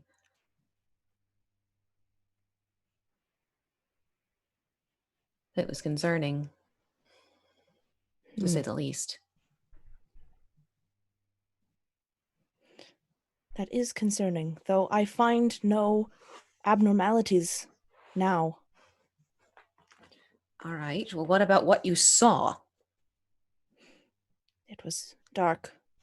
There were beasts, monsters, things that cried out horribly. And one attacked me, one that was so tall. But I wasn't myself. But I was myself.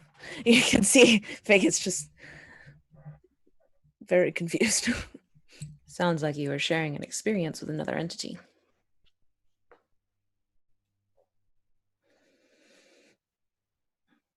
Do you think it was here? Wherever it is. He just shakes his head. I don't know. But I don't think it was here. But I am not sure. If anything starts looking familiar, you let us know. Fig nods.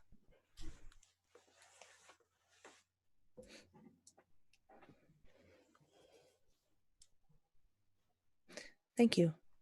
Of course. Anytime.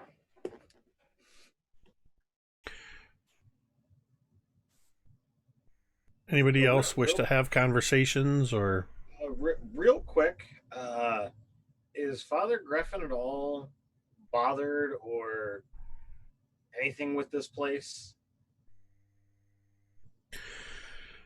I would imagine he's pretty agitated, given the permeation of evil throughout this entire place.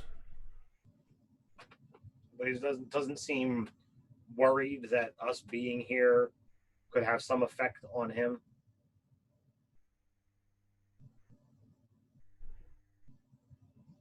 I would say no. Okay.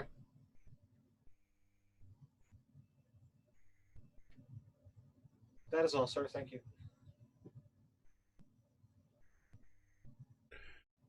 All right. The rest of your rest passes pretty quietly. Quiet conversations. Eventually, Yesha returns, gripping the dragon scale tightly in her left hand and occasionally opening it and looking at the scale. She continues to scribble notes and then eventually will place the dragon scale in that compartment at the back of the book where she keeps the thieves' tools. She seems to take a little extra care to make sure the book is sealed, the leather strap wrapped around it before she puts it back into her satchel. Was there any recently acquired items that anybody wanted to that wasn't involved in a conversation that wanted to identify? I think you had found at least something last time. We had a satchel full of yarn.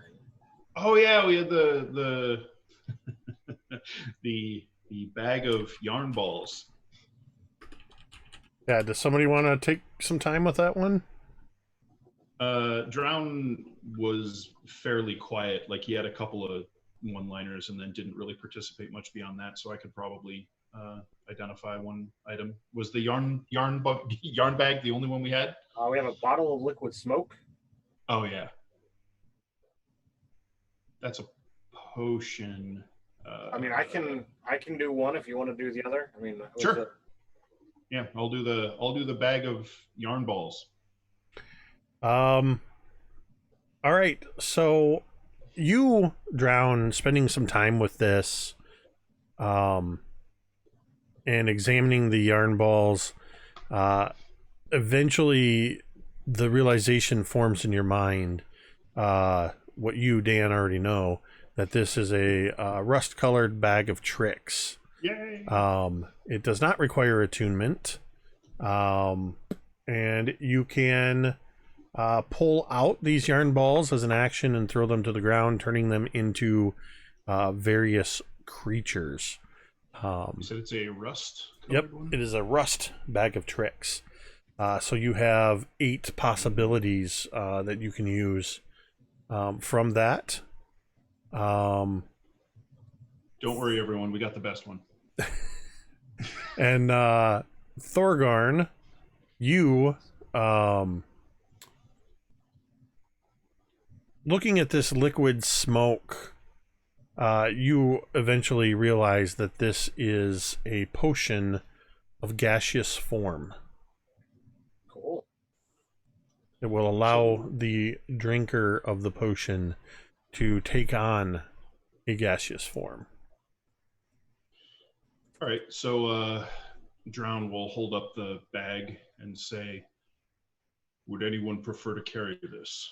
It's magical. You can take these little balls of yarn from inside and throw them and they'll turn into a beast. Admit it, you just don't want to carry it because it's cute. I'm happy to carry it, but I know some of you prefer the small, cute things, and we'll kind of look pointedly at Cantriel and Verdi.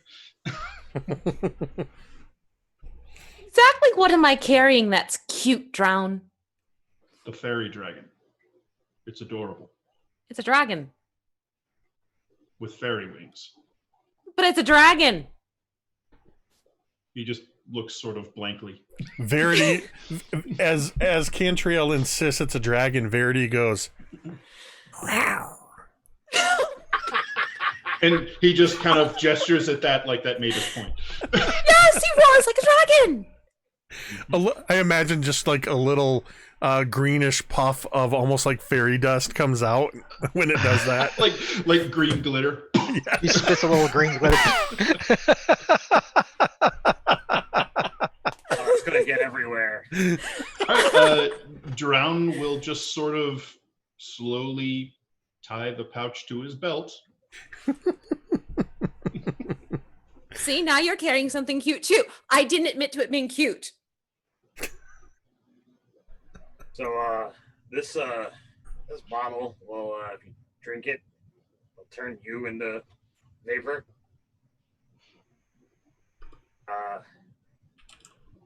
Look to our caster friends. Any interest? I mean, I kind of already go poof in a bunch of mist, so that's sort of... Yeah, I'm good. Fig, I know you got a whole bunch of tricks. Drown, do you want?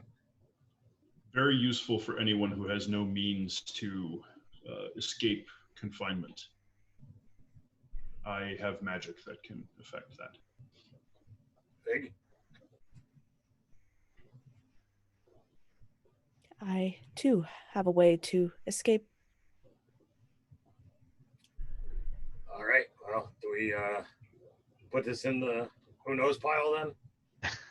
Someone should carry it. If Maybe no one after wants what it, happened to take it you- yourself. Keep it handy. Maybe after happened to you, Thorgarn, you should carry it. Happened to me. You fell out the tower. Oh. Sorry, already forgotten that. Not sure that would really be helpful there. But It would have been very helpful. The next time you fall through, if he you have was- time, you have time to on As your you're way sliding through down. the slide, drink the. Oh my god! Oh! Where was that potion? Where was it? Oh no! I took the I've already potion of forgotten about stone that. skin on accident. Oh, Wile E. Coyote. so he'll put it in his belt pouch then. All right. So, in typical Dawnbringer fashion, so far you are in the room you started this session in. As a reminder, the only door into this room is the only door out of this room. The door in the north wall. The room you had entered this from was that wedge-shaped room that had initially had the couple of Girlons in it that you defeated. There was another door to the south in that room. Was there anything in the vat? Is there anything on the bodies? Absolutely nothing. I don't think anybody's going, You can spelunking for the. dig around in the corpse silt. starting to like make my way to the door. Right, we can go now. Do they have a giant coffee filter in this lab? All right, let's go. All right, so you head through the door, and the two doors, the one on the east is the one you came from, that narrow hallway where the trap in the floor that Thorgarn found is, and then the other door that's 10 feet away from you on the south wall. Talmud, are you taking point? The usual not Yeah, checking for traps, absolutely. just opening doors. Oh, wait, hold on. You sure you want to open the door? He's gonna look at her with like a raised eyebrow. I mean, Why? well, because you've been doing that a lot, and it can be kind of risky. I'm sure, right? Is that concern in your voice? Maybe. Oh, he's gonna look at the rest of him and like point. Like, While he's pointing, she's going to cast Unseen Servant. Okay. And it will open the door. Talmud standing next to you, you hear, and the door Hey. opens of its own accord, seemingly. how long have you been able to do that? Well, it's kind of You know what? I don't want to know. Really, honestly, I don't. it's new. I thought it was time for change. Oh, Well, I appreciate it very much. Thank you. Oh! And she points at He's you gonna and push looks through. at you. He's gonna push through into the room. You enter a 10-foot wide, 40-foot long hallway that has the Dawnbringers' favorite thing, 3 more doors. 2 doors along the east wall, one 10 feet ahead of you, another about 35 feet, and at the far end is another door to the south. All right, so which one do you want? Let us build an elaborate flowchart to determine which we will go to and how long we will take to decide who will listen. All right, so the one in the center, we'll open that one up, and she is talking to the unseen servant and opens up the center one. The first one or the second one? The second one. So it moves silently to the end of the hall, opens up a door. And there is a 20-foot square room with debris in it. It looks like the Girolons never made it to this room. Right, well, do we want to look into this one, or I can have Does it look the like doorman open up a new one? Does it look like rubble or does it look like stuff? It looks like rubble. Barney or Betty? Forgot I had already shown you guys the map. So let me move the you are here.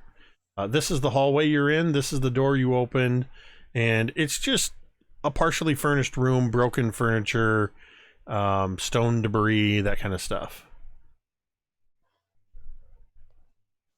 Cantriel will look in and go, okay, sure. And she'll have her servant open up the next one because she's thinking, why waste a perfectly good spell? It's going well. There's this door that it went past, and then there's the southern door. The door it went past. Okay.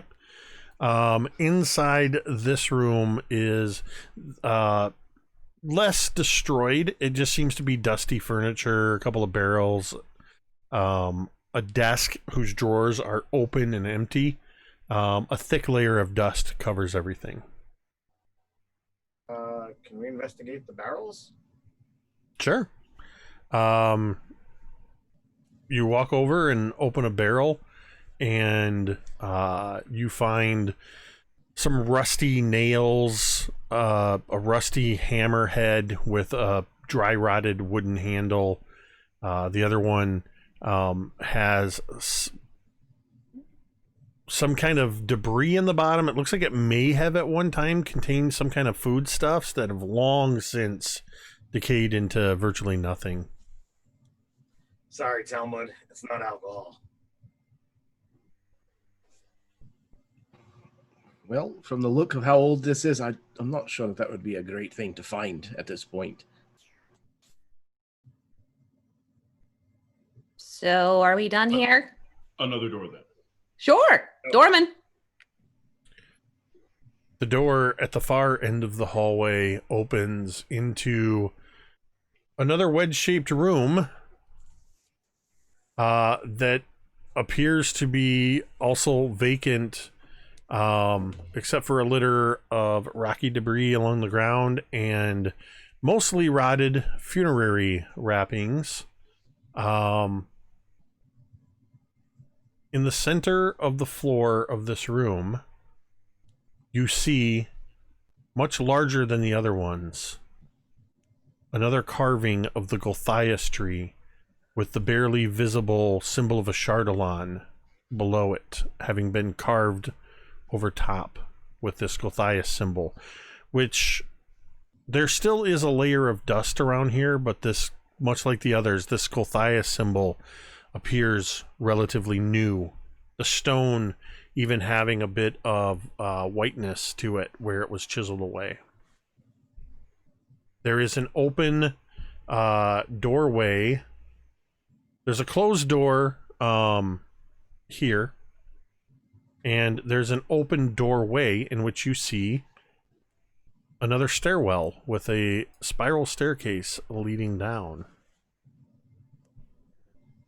Perfect. Well, it's progress. Shall we? Sure, why not? Or floor. Well done. Fourth floor, toys, sporting goods, video And games. torture devices. Vampire lords. All right. You head down the stairs to the next level. Let's see, where is that? Okay. This, as you come down the stairs, the stairwell that you entered was sort of east-west long. These are 10 by 15 foot areas. But you descend into a room that is north-south long. So 10 feet ahead of the foot of the stairs to the south, you see a closed door. I mean, she's got a shtick now, so it's just going to be How long does your servant last? an hour. Yeah, okay, that's what I thought. So, See, isn't this nice, Talmud? It's definitely a good change. I can be nice.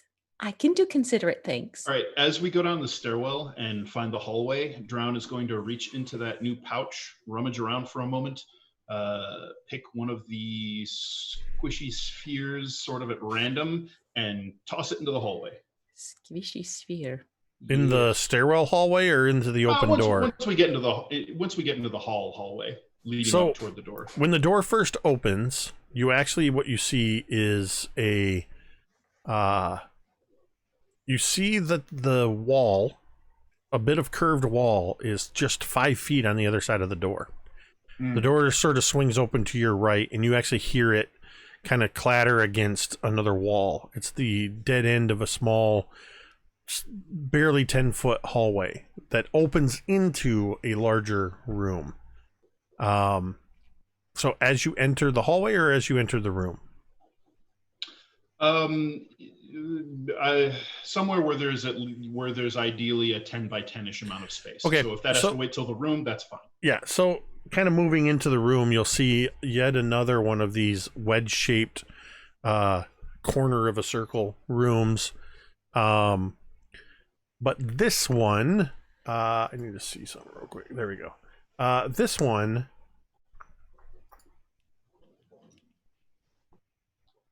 a very thick layer of dust is covering everything. Almost like gray snow has fallen. Though you can see the feet of many creatures having made a path through this dust. The room is empty, except for along the rounded southeastern wall, a sculpture of a dragon carved from red-veined white marble. A lone shrine to a Chardalon. How big is said sculpture? Big enough that its spreading wings cover about almost 15 feet of the wall. The head rises up near the ceiling and seems to look down, so it's about 10 feet high, nearly 15 feet wide. And it's this red-veined white marble and covered in this snow-like dust. There is also, to the north, in the north wall, there is one other door. If that wasn't, our eventual target, I have to say that's pretty beautiful. All right, Drown will toss one of the yarn balls into the room. All right, what do you toss? I'm going to roll a d8 and see. It is a 1. So it is a rat. There's literally just a of dust. And the yarn ball seems to change its form ever so slightly into this grayish brown form, and suddenly what looks like a piece of yarn uncoils from it and sort of ripples where it was this rusty colored yarn. It just sort of ripples into a pink fleshy rat tail. Right, so now you have two cute things. You're cuter than I am. It is known.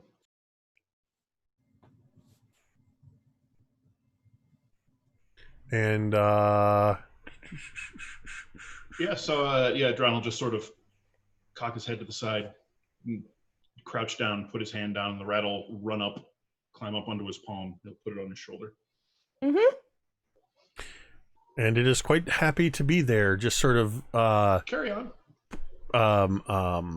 grooming itself a little bit as it sits there. Yep.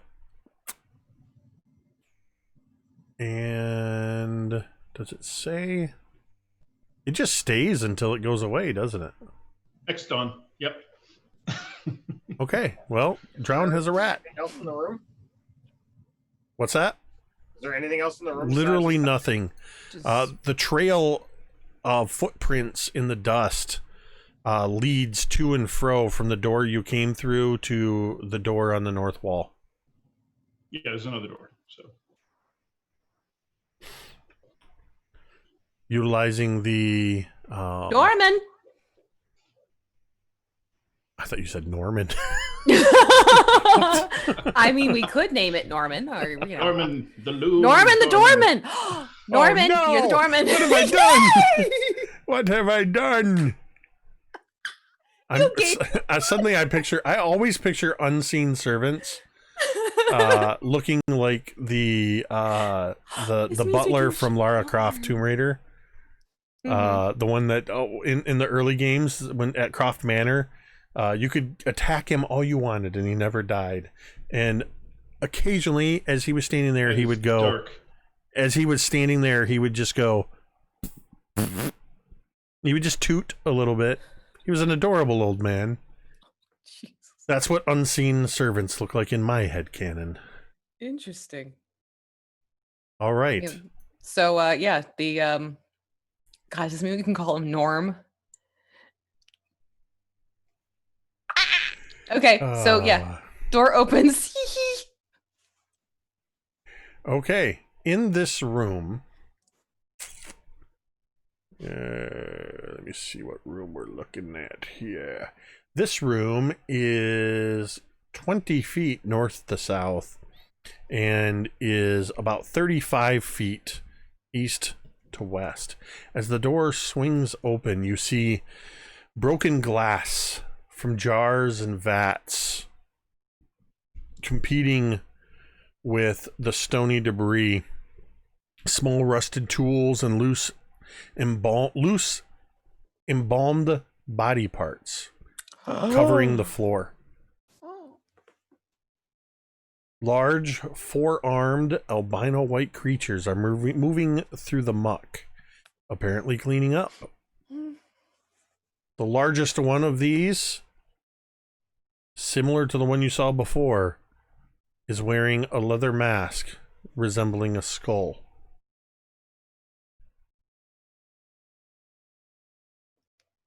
Have they noticed us? Let's find out. Because Norman's very quiet. You can close the door. Let's see. Oh no, I don't even need to see their perception. Yeah, that.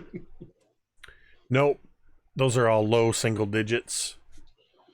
Was there any other way to go down here, or is this the only way? This is the only door. These Oh. Cantriel, you notice there's a listlessness to these Girolons. Okay. They are moving, they are cleaning up, moving the body parts and the dust and the broken glass and stuff into piles. But they are very sullenly and slowly organizing this room.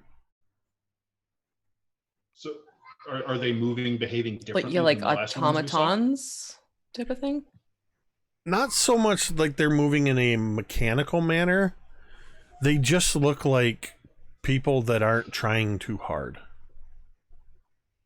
Broken spirit, then. Every once in a while, you'll see one of them reaches down and reaches into the midst of a pile of arms and withdraws a blue gem. The one wearing the mask sort of ambles over, takes it, holds it up and looks at it, walks over to where there's a door on the north side of the room. There's a hook with a burlap sack hanging from it, and it just drops it in, and you hear the clink of gems and coin in this sack. And it goes back to where it was standing watching them.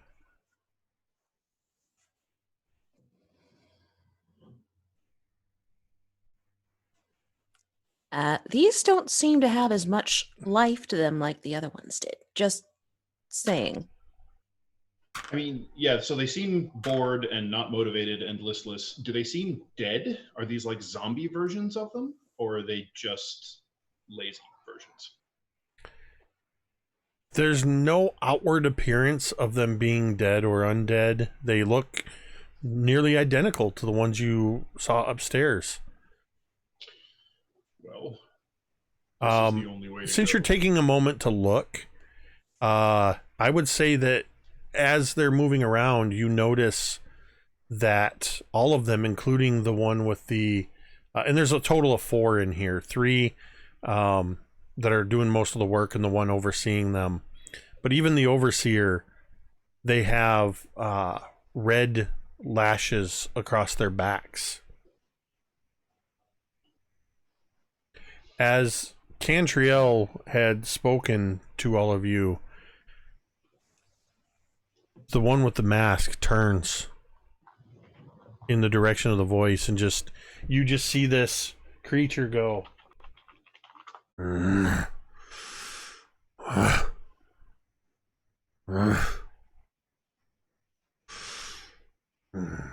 just turns right back to what it's doing. Cool. Are there any other doors in the room? One door to the north. Right. Kind of on the... So this door is in the southwest corner of this room. The door is in the northeast. So to move to it, you would have to move diagonally through this room. If they will let us pass, perhaps we should simply move on by. Don't rattle their cages. I'm fine with that. But given our experience with the last ones, I wouldn't be surprised if they attack us when we approach, so be ready. Hammers out. So is that the plan, to move quietly across the room? Sure. And Norman will open the door on the other side. As Norman moves over to the other side, in the door, a couple of the Giralons stop what they're doing and they look at the door. Go back to what they're doing. All of you move quietly and slowly across the room. And I would like each of you to make me a stealth check as you do so. Even though you're moving in plain sight. And movements. Oh. I rolled for Yesha. And I rolled a natural 1. Well, that sucks. It's a 23 for Drown. All right, Fig, 18, 23 for Drown. 17. Griveth, how's your stealth? Even with disadvantage, I got a 14. All right, Thorgarn, Talmud. With disadvantage, that is a natural 1 for a total of 2. I am not going to say that I spent a domain die, but I wasted a domain die and got a 10 total. So there's 6 of you here, and, or rather 7 of you total. So that actually works in your favor, because 4 of you succeeded and 3 of you failed. Yay, group checks. So I'm going to say that Thorgarn, Talmud, and Yesha each of you managed to kick some kind of like, I imagine Yesha moving very quietly, and suddenly she's just looking around, looking up at these things. She kicks a somehow unbroken bottle. And whoops, I just hit the wrong button. And the room erupts into a fireball. No, she kicks an unbroken bottle and it skitters across the floor, hits the wall, and shatters. At the same time, Talmud and Thorgarn each step on chunks of glass, and there's this crackling sound. Everybody stops for a moment. One of the Girlons, they all turn and look at all of you, and then one of them goes, and walks over to the broken glass and begins sweeping it up. And you are able to continue on your way through this room to the other side. Awesome. What's through the other door? You go through the door. Does anybody attempt to mess with the bag that had the gem in it on the hook? That tempting bag of treasure? Can we grab it as we go in the next room? That's called dangling something. No, we walk right past it. Okay. Cantriel, like, makes sure she, like, puts her hands over Talmud's eyes, like, shh. I almost picture Cantriel stopping and using her body to block where the sack is, like, there's and ushering everybody by. Tra-la-la. You emerge into a hallway.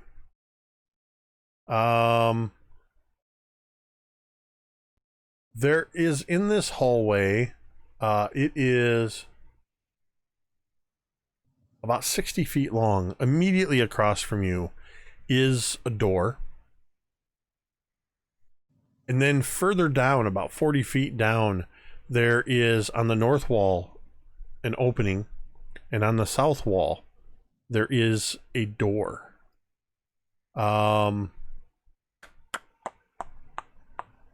Where'd it go? What the?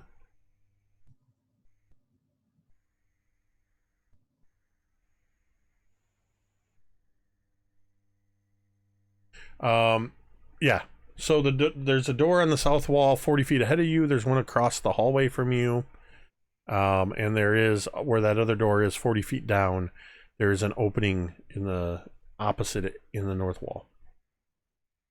Do you close the door behind you as you go through it? Yeah. And Cantriel's gonna, like, stand there just to make sure Talmud doesn't try and open it up again. Why are you acting so weird? No reason. I am weird. Giant gorillas. That's true. They are unnerving. Mm-hmm. Best to keep them behind doors.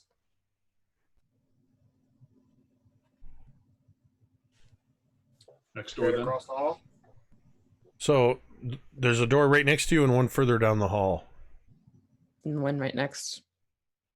All right. Norman will do his thing. All right. You see as the door opens, the room is remarkably similar to the one you just left. The same types of debris, embalming tools, body parts, broken glass, rusted tools, but there's no Girlon servitors in here. It looks as though nobody has attempted to clean this room. However, you do see some figures, gaunt figures, picking through the debris. They seem to be, every once in a while, they'll pick up a stone, they'll pick up an arm, a leg, some embalming tools, and they seem to just be sifting through. Every once in a while, one finds something, a gemstone, a coin, and slips it into a pouch. There are 6 of these undead creatures picking through this mess. There is a door opposite on the far side of this room. The eastern wall of this room is curved, indicating, much like the other room that you came from, that eastern wall is the exterior wall of this tower.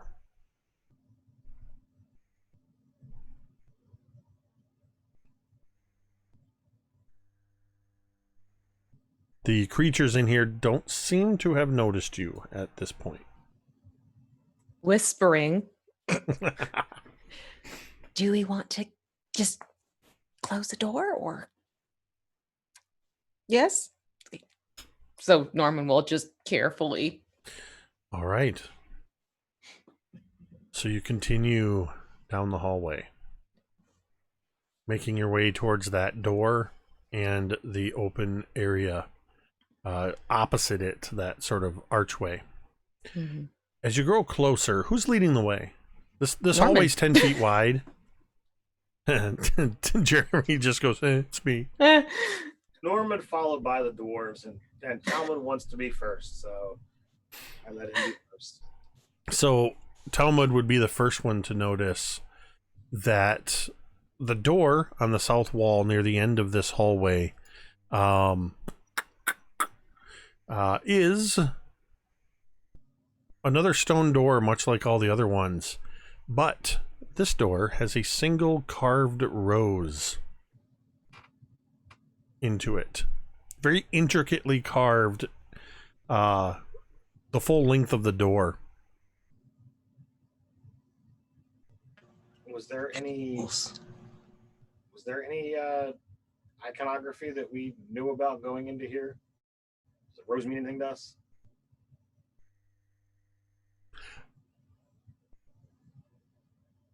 There's nothing you've encountered that would specifically tell you anything about a rose, per se. But looking it over, Cantriel and Thorgarn, you notice the draconic, well, you all notice the draconic runes inscribed above the lintel of this door. But Thorgarn and Cantriel, you can read them. They say, Runad is interred here. Leave him in peace.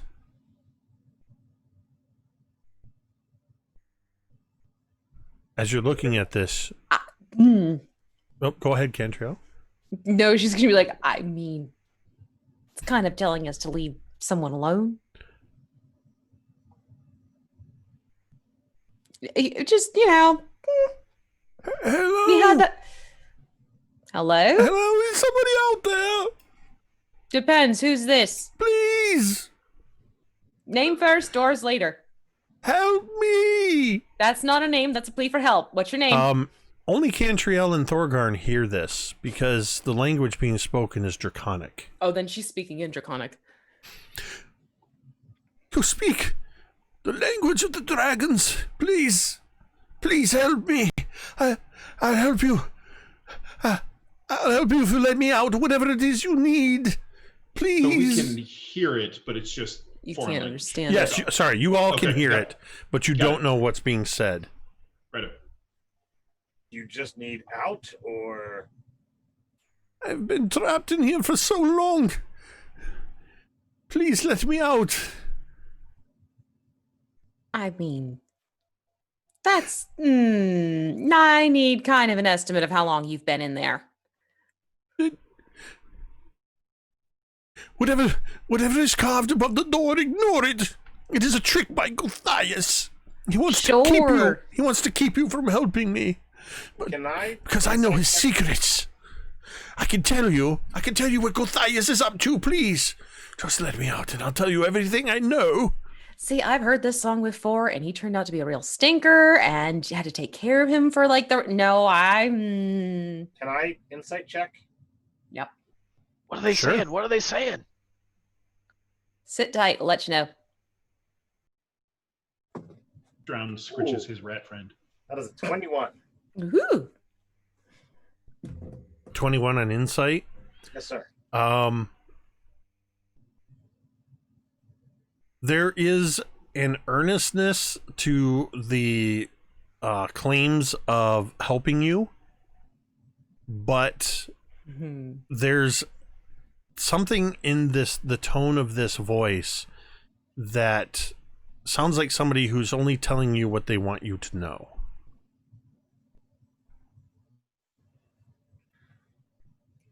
Why were you locked in the first place? Gothias knows I'm a danger to him. He knows that I know his secrets, and he put me in here.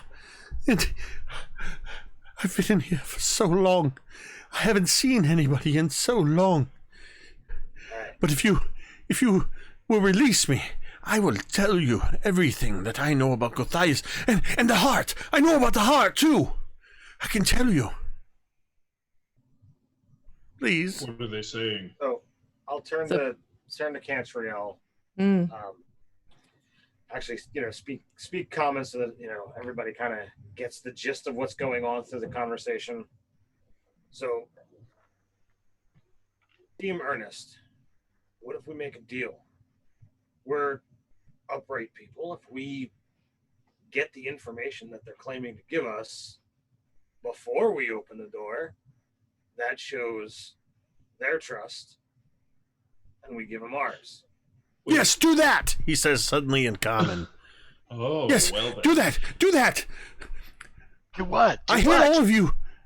Somebody, Jake, please. Now he's did I speaking miss- entirely in common. Please, just let me out. Did I mishear the result of the insight check? Because Ted, you just said he sounded earnest. Jake, I thought you said it sounded like he was just Holding telling back you a what he little bit, thinks yeah. you want to hear. Well, what I said was there is an earnestness in the desire in his claims to help you, but his tone is that he's not telling you everything. He's only telling you Got it.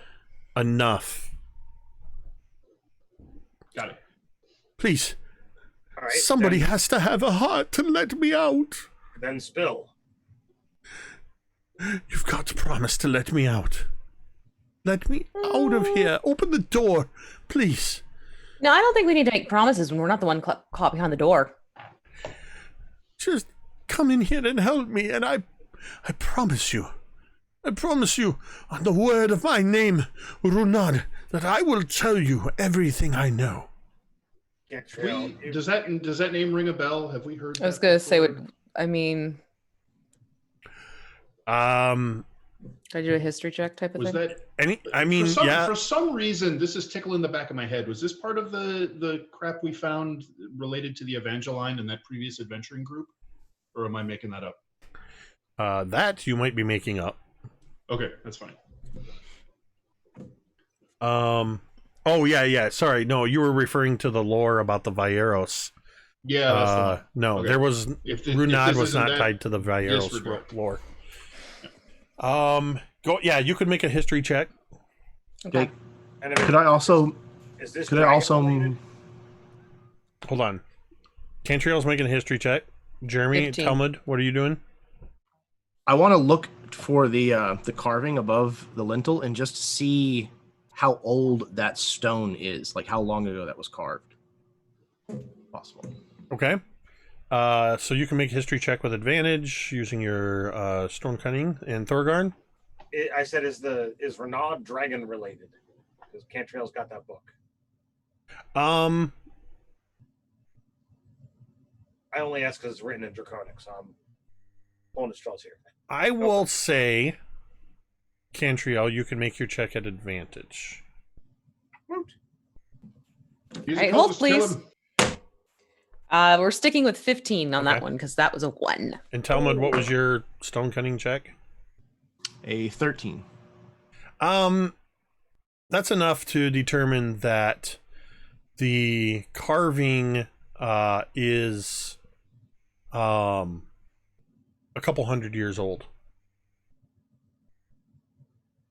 I might be wrong, but the name that he's claiming, it's been carved above this door, you said?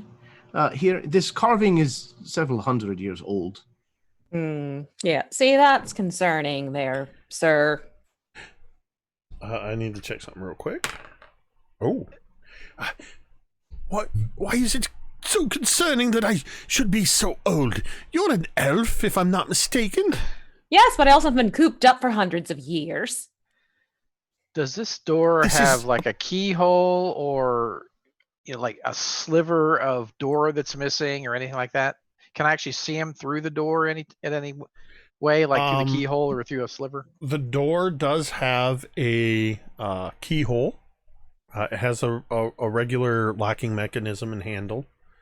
So you want to attempt to look through? Yeah, I asked him to come to the keyhole. Like crouch down and come to the keyhole. I cannot approach the door.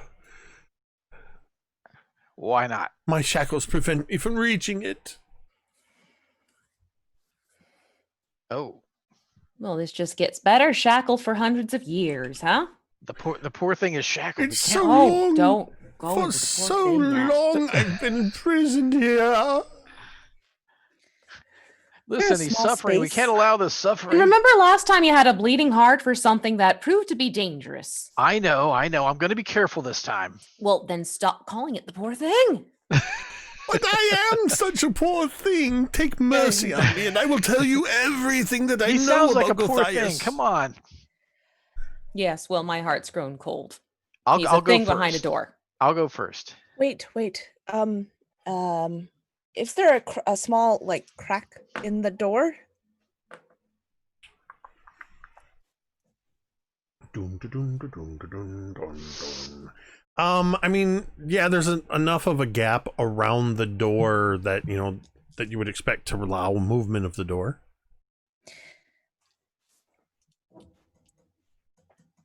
What if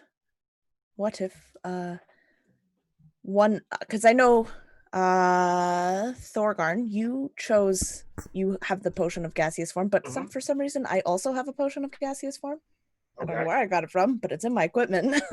I think that may have come either from the treasure that you found in the Evangeline's hold, or something you may have found when you were rummaging through the wizard stuff, the alchemist stuff back at the house in Saltmarsh. Right. So either Thorgarn or I could have a quick look without fully opening the door. Just be careful. I don't know much about doing this stuff with magic, and you guys know my eyes are not the best. But if you would rather have me take the risk than yourself, Pig, we'll gladly go take a look. If we're going to open this door and deal with this individual, let's just open it and all deal with it. If someone goes in a gaseous form, you're vulnerable. Yes, that's what I'm worried about. I asked him to shake his chains.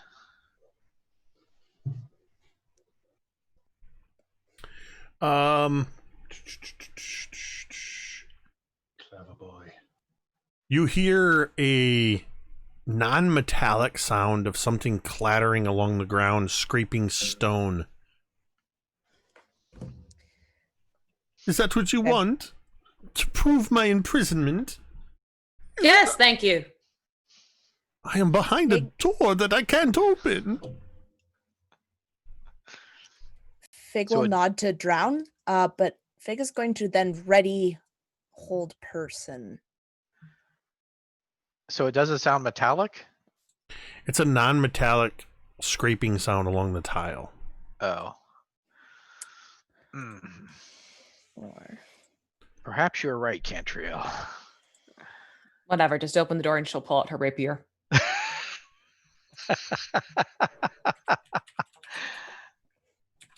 I'll open it if you want. Norman opening the door? Yeah, Norman will open Oh, it. She'll Norman, kind of okay, like cool. she'll like wave her hand and she's pulling out the rapier, like fine, whatever. Norman, you see the pull ring on the door lift and then settle back down. The door will not open. Oh dear, it's locked. How unfortunate. It requires will.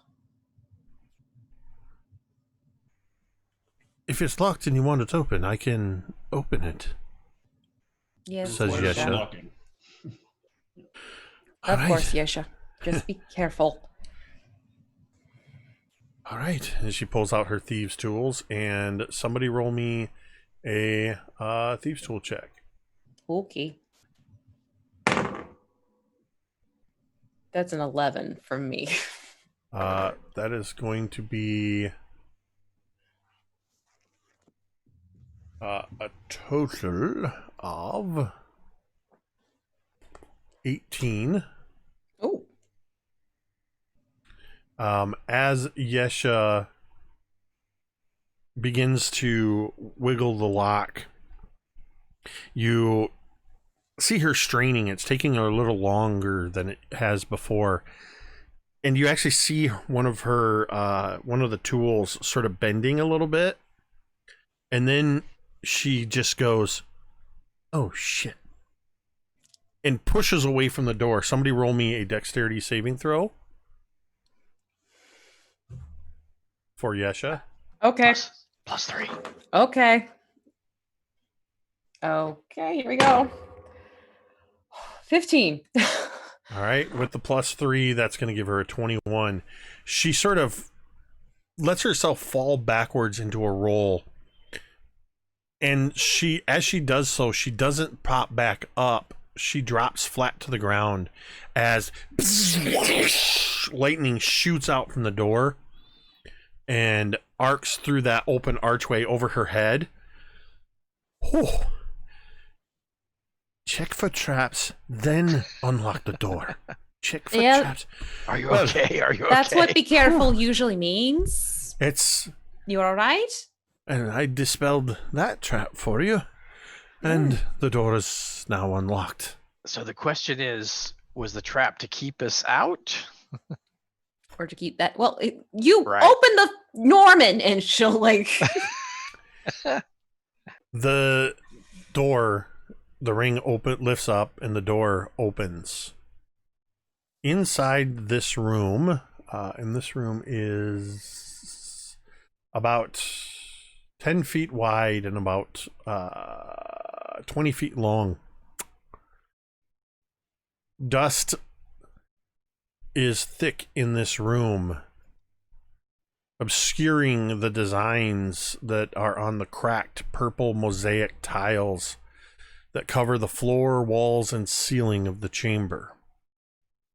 With the exception of a 10-foot diameter circle in the middle of the room, in which there is an intricate pattern of designs etched into the tiles and inlaid with silver.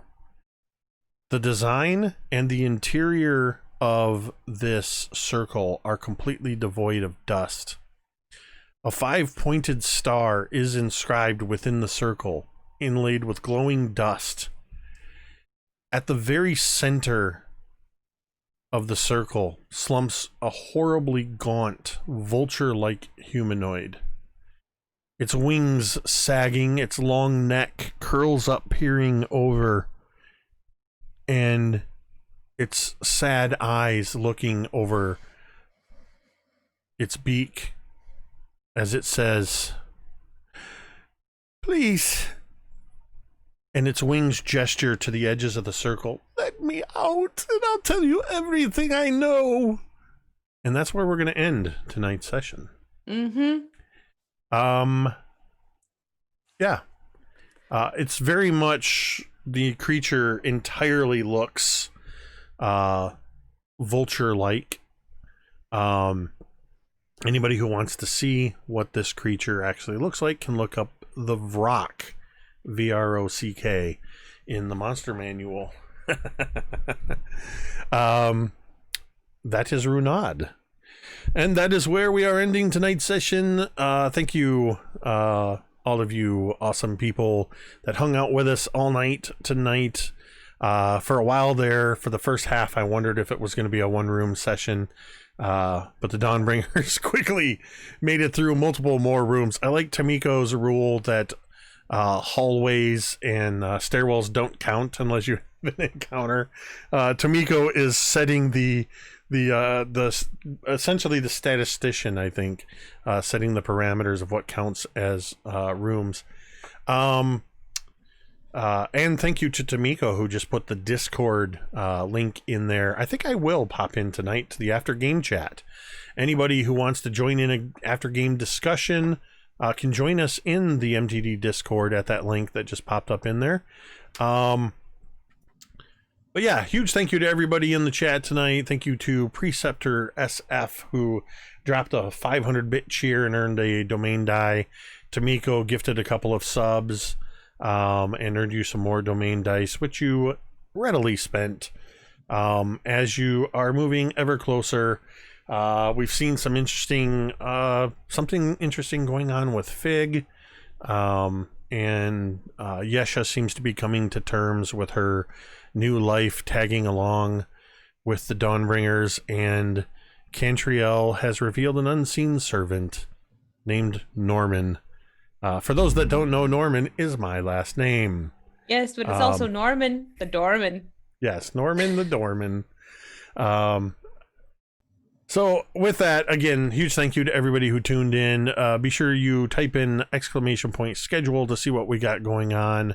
A reminder that tomorrow night I will be producing a Roll for Charity live stream on the Roll for Persuasion Twitch channel with a celebrity cast of adventurers for starting at 9 p.m. Eastern over there and running. I believe we're running until for like 4 hours. I think that's their plan. So that'll be going on, and then on Saturday we will be running here on this channel with myself and Em, along with the Mythos Investigators crew, the first of an original scenario written by Dwight, the MTD intern, Big Bearded Nerd, Illicit Tower Horror, in a new Call of Cthulhu miniseries that we're going to be running. And make sure you're following me on Twitter at MTD_Jake, because there's still a possibility that there might be a mental health panel happening Saturday afternoon on Gilding Light. We're still ironing out the details of that, so I'm not 100% positive if that's happening. That it will be happening. I'm just not 100% sure if that's when it's happening. Yep, so that's kind of what's going on for the next couple days. Finally, I just want to say, as always, a huge thank you to Scotty, Dan, V, M, Ted, and Jeremy, without whom it would just be me talking to myself for 3 hours. And with that, we are going to end this stream the same way we end every stream. And you can say it with me if you want. Wait. Curse of Strahd. Don't forget Curse of Strahd tomorrow night. Okay. Happening here at 10. I'll start. Our friend Taylor is returning in a guest spot. Now we're going to end the same way we end every stream, and you can say it with me if you want. Matilda. Matilda Part 2? Matilda?